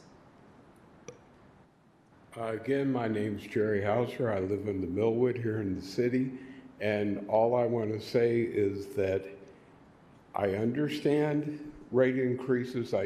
For a while, I worked on the computer system for billing on an electrical utility. But you have to go back and bill the people who are getting the service and not being billed, along with billing us that have been paying all along a higher rate. There is a fairness issue here. If you're not collecting all the revenue due to you, then you must collect extra revenue from the people who are paying for the service. And this has nothing to do with the ability to pay, because I do understand some people can't. But to have someone at the water company tell me they don't audit who is being billed and who isn't just floored me. Because it's a third of my bill for water and sewer. And I know for a fact that I have neighbors in my neighborhood that are not paying because they're not being billed. You're asking for more money. You should collect the money that is owed you first. Thank you. Thank you, Mr. Auser. Anything to say about that? Do you have anything to say about that? We will look into that. Thank you. Seeing no more comments, the recommended action is a motion to adopt the ordinance. Is there such a motion? Moved by Commissioner Cooney. Support. Support by Commissioner Decker. Is there any more discussion? Seeing none, Clerk Borling, please call the roll. Commissioner Wilson. Yes. Vice Mayor Hess. Yes. Commissioner Cooney. Yes. Commissioner Decker. Yes. Commissioner Hoffman. Yes. Commissioner Pradel. Yes. Thank you, Commissioners. This motion passes. Our next item is H4. City Manager Ritzma. Acceptance of a grant in the amount of $1,500,001 from the Department of Transportation's Highway Safety Improvement Program to fund 4 safety improvement projects. And we've got Mr. Baker coming forward again just to give a brief presentation on what this is all about. Thank you, Vice Mayor, City Manager, City Commissioners. Just a point of clarification, I believe the grant is $1.5 million. I don't know how that extra dollar slipped in there. I believe that was double checked and there's an extra dollar. Okay, we could get a cup of coffee with that or something. All right. Good deal. Okay, so again, this is a $1.5 million grant, and really the focus of this work is pedestrian safety. So it's a highway safety grant, but the focus is pedestrians. And so this $1.5 million was matched with $300,000 from FFE. So this is just a wonderful opportunity to take philanthropic dollars and then use those to match to bring in $1.5 million in grant opportunity. So we've got an image here. Probably hard to see if you don't zoom in 600%, but there's work types denoted on one side of the screen. And so there's like purple circles or like squares that are kind of up Park Street, from Westnedge all the way up to Park at around Lovell or South Street. Those are individual locations of where pedestrian crossing improvements are going to be implemented. The pedestrian crossing improvements may include kind of all the strategies that Dennis talked about earlier. They include the pedestrian refuge islands. They include the rectangular rapid flashing beacons where the pedestrian can push a button and activate some signals. There's also, this work is going to be bid and awarded with some other sidewalk projects that we have in plan. So you'll see that on Howard near Merrill Street where there's a crossing. I believe Commissioner Pradel brought up the safety of this crossing. That is within the scope of work plan here as well. So just a lot of work happening, just focus on pedestrian safety within this grant. This map does also touch on a few other things the City Commission asked about at your work session. You see up in Burke Acres and East Side, a whole bunch of green dots. That's tree work. That's where we plan to do the tree plantings. And then there's some other project types that are kind of shown throughout this map. So we'll make this map available. And I think it's our plan within Public Services to add some more features to it, like where the water projects are occurring, and then make this be usable in the public space. So it's not publicly out there yet right now, but it will be here in the near future. And our goal is to kind of show you all those projects on one map so you can kind of see and visualize that stuff together. So with that, I'll turn it back over to you, Mayor, Vice Mayor. Thank you. Well, thank you. This is good news. Great. Let's see. Any questions for staff at this time regarding these projects? Commissioner Decker? Thank you, Vice Mayor Hess. So I'm looking at the spreadsheet here that talks about, so we were awarded grants for, I believe it was 4 projects. And when you take a look at what they're planning or what the funds are for, it's everything that you said: safety, pavement markings, ADA sidewalk improvements, bump out, build outs, pedestrian refugee islands. And this is something that's going to help as we work to make our streets safer. You take a look at the funds to what the federal government has given us and to what we're actually putting in, it is those grant dollars that your team is going after to be able to allow us to do some of these things without breaking our bank or having to bond out so much more. So again, I was just kind of looking at some of these things here that you guys have on this list. And if you take a look at some of the other cities that also receive some of these funds, now there's tons of cities within the city or within the state of Michigan. There's probably maybe about 15 or 20 that are on this list. So we're doing something right because we're getting recognized and we're getting funds to do certain things. So I just want to say thank you for that, and thank you for your team for always, as Commissioner Hoffman said, finding that money. I appreciate it. Certainly.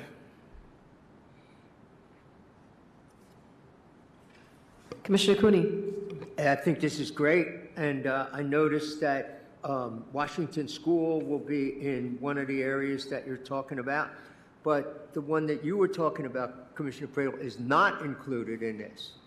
It's a yellow, so Commissioner Pradel, if you look on Howard, there's a yellow rectangle in Howard. Yeah, but that's not the school. It's on the corner of Cork and Portage Oh, Street. okay, yeah, no, we were talking about the school on Maple.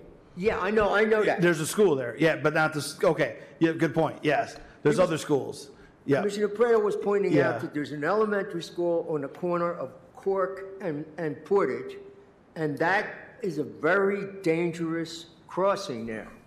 And I know you can't do everything at once. It's great we're doing all this, but I would hope that we keep that on the agenda because that is a very dangerous crossing, and there are elementary school kids crossing there.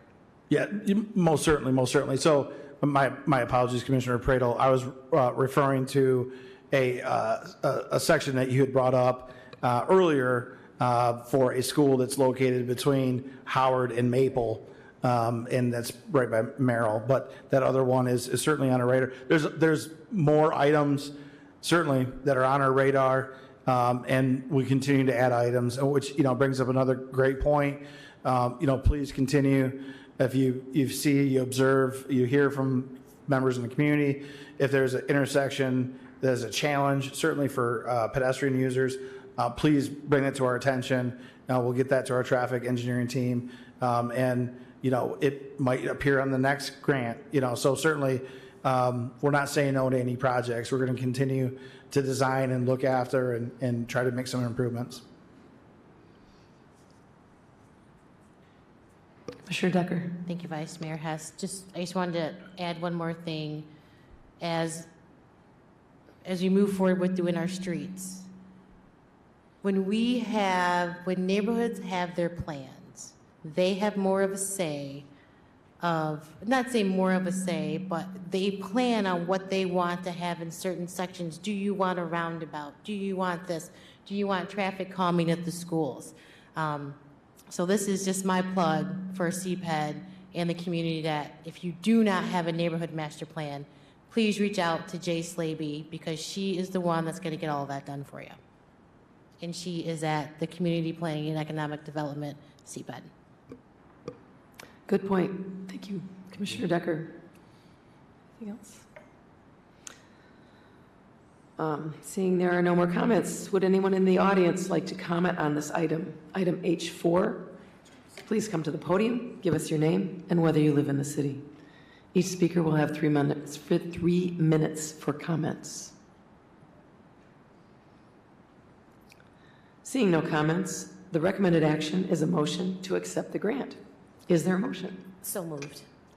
Moved by Commissioner Hoffman. Support. Support by Commissioner Pradel. Is there any discussion?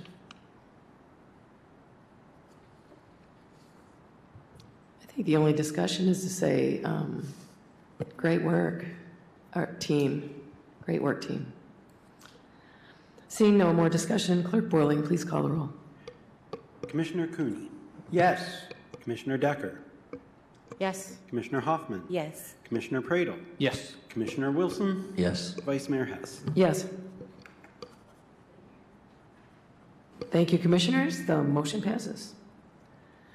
We're now to item G12. G12 is adoption of a resolution recommending approval of a social district permit and commons area permit for Sit and Stay Winery LLC located at 260 East Michigan Avenue. Is there anyone here that can speak to this? I see Paul Thuringer coming forward. Welcome, Paul. Thank you, Vice Mayor Hess, Commissioners, City Manager Ritzma. This is a request for Sit and Stay Winery they are purchasing the wine loft and they need to switch all of their liquor licensing over. And so the wine loft is currently already a part of the social district. I will tell you that our Economic Development Department is thrilled with what has happened with the social district. Obviously, it came about during COVID-19 to jumpstart all of it, but the activity that has occurred downtown, we couldn't be happier with it. I believe actually the person who pulled it was Bob and Deb Gilman. They are the new owners of Sit and Stay Winery, and they did not realize your process, so that is why they requested that this get discussed. But I'd be happy to answer any questions. Commissioners, any questions? Have they vacated the premises? I let them off the hook. I said, since you guys pulled it, I don't really foresee any issues. Okay, would anybody else here in the...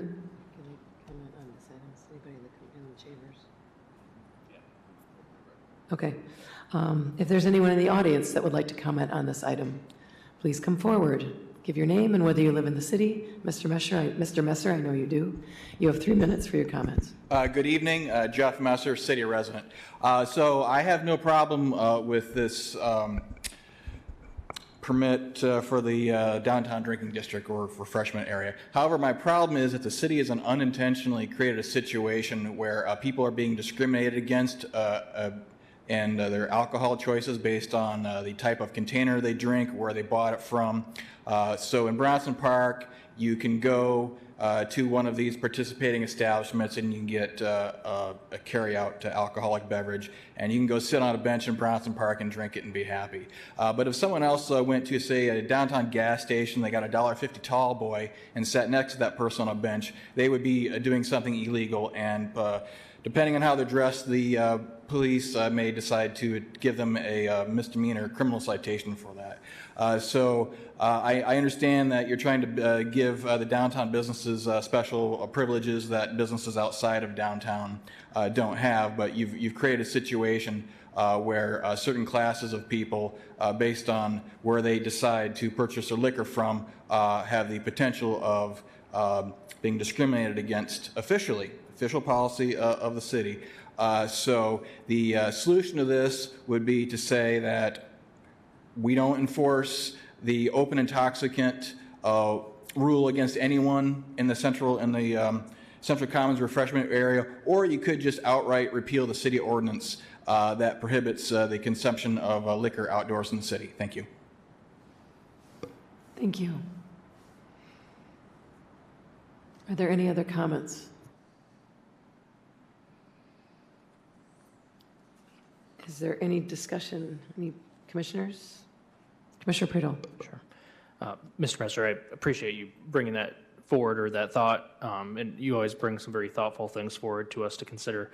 The one thing I would definitely make sure to mention is that when this is, what makes this possible is that they have to have a liquor license where people are tips trained on how to safely serve alcohol to patrons. And when somebody's going to a gas station, that might not be the case. So they are required to make sure that they're being prudent about people safely purchasing alcohol from their establishment. So to me, that's one thing that makes a difference in that scenario. I was just going to share that. Thank you, Commissioner Priddle. Any other comments? Seeing there are no more comments, the recommended action is a motion to adopt the resolution. So moved. Moved by Commissioner Wilson, Support. supported by Commissioner Decker. Is there any further discussion? Clerk Borling, please call the roll. Commissioner Decker. Yes. Commissioner Hoffman. Yes. Commissioner Pradel. Yes. Commissioner Wilson. Yes. Vice Mayor Hess. Yes. Commissioner Cooney. Thank you, Commissioners. That resolution passes. We are now to G14. Adoption of a resolution approving the schedule of regular city commission meetings for the 2024 calendar year. Thank you. Do we have that available? And is there anyone, I know that someone asked to have that pulled from the agenda. Mr. Messer, would you like to speak to that, please? Evening, Jeff Messer, city resident. I have no problem with the schedule that the city clerk has proposed. However, tonight's agenda packet is over 600 pages, and I know many people don't read it. So I'd like to bring to the public's attention 3 significant new deviations in the regular meeting schedule for next year. These are the first meetings in May, August, and November. Normally, those meetings would be held on the first Monday of those months. They are being proposed to be moved to the second Monday of those months. This change is to assist the city clerk's office with election administration. The first Tuesday in May, November, and August, there are elections scheduled, and the city clerk's office uses this room, the city commission chamber, and the room next door, the community room, for the absentee vote counting board.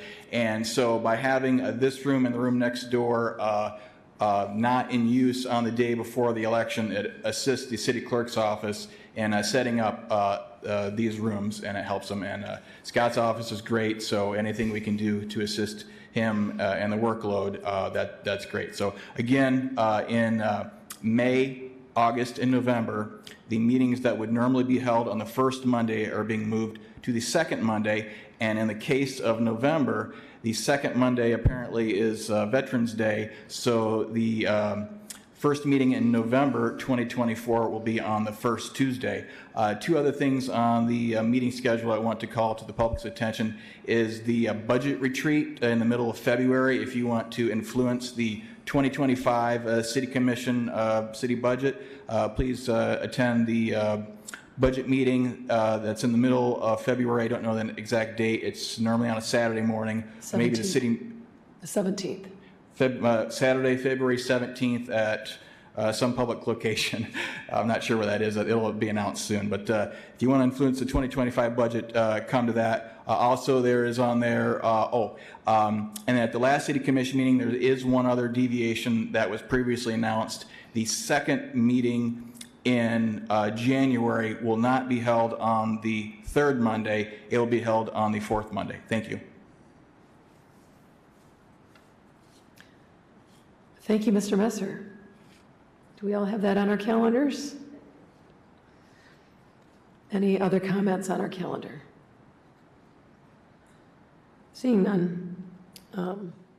Any discussion, commissioners? Okay. If any, is there a motion to adopt G14? So moved. Moved by Commissioner Decker.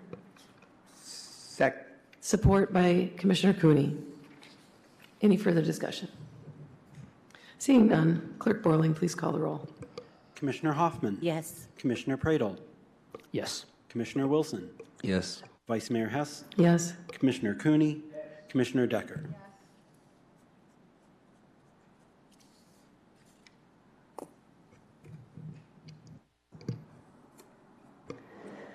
Next are reports and legislation. City Manager Ritzma, do you have a report? Yes, thank you, Vice Mayor. Just quickly, I want to give a shout out to our communications team at the city. Mike Smith is our communications manager, and then our folks that also work on that team are Neil Conway and Amanda Cockroft. Something to look forward to in the new year coming up is a new city newsletter that will be coming out called City View, and it's going to give folks information about events going on in the city and news and project updates and other important notices. So the first edition will be coming out in the early part of January, and this will be a bi-monthly publication. So we look forward to that being started, and as we look to communicate with the community in different forms and keep everyone informed. So with that, that's all I have this evening. Thank you, City Manager. Next is our time on the agenda for commissioners who wish to make comments. Commissioner Decker. Thank you, Vice Mayor Hess. Mine's just going to be quick and sweet. I just want to say to the community, I hope you have good holidays and a happy new year, and we bring in the year of 2024 with great things to come. I want to say, again, happy holidays to the staff here at the City of Kalamazoo and to my team that sits up here with me. I was just telling our clerk that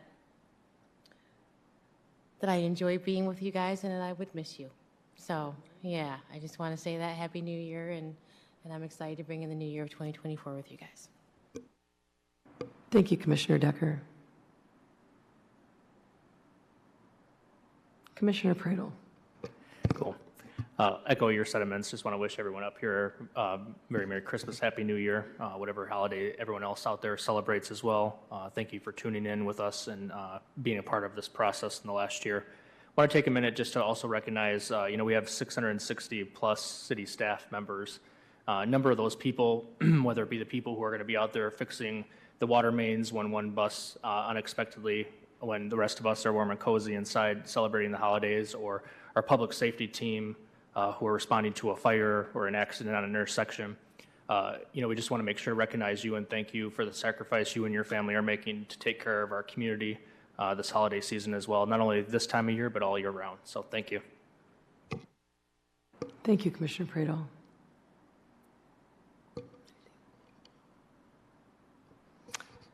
Okay, well, I'm going to take the last bit out of my voice that I can here. I always announce the styrofoam collections, and that's going to be on December 30th from 10 to 1 at Mayor's Riverfront Park.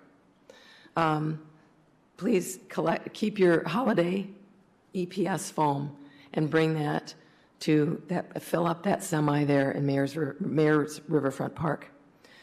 To the caller who asked about the proclamation being voted on, proclamations do not have to be voted on. It is from the entire commission.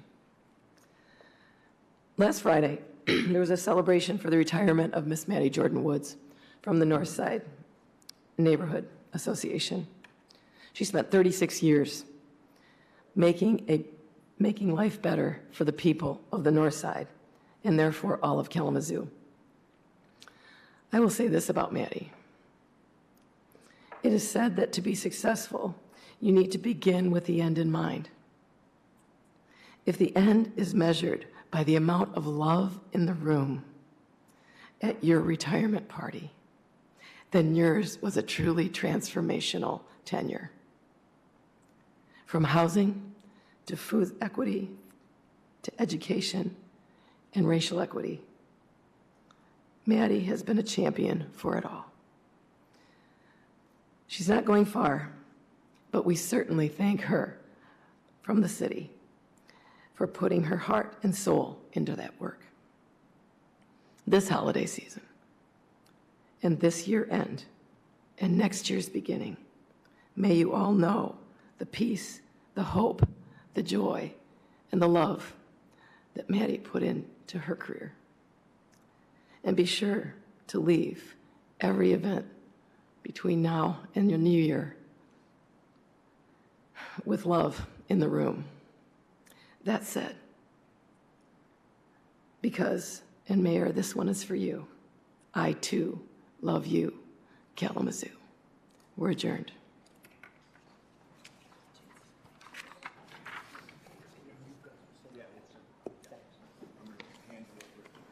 Yeah.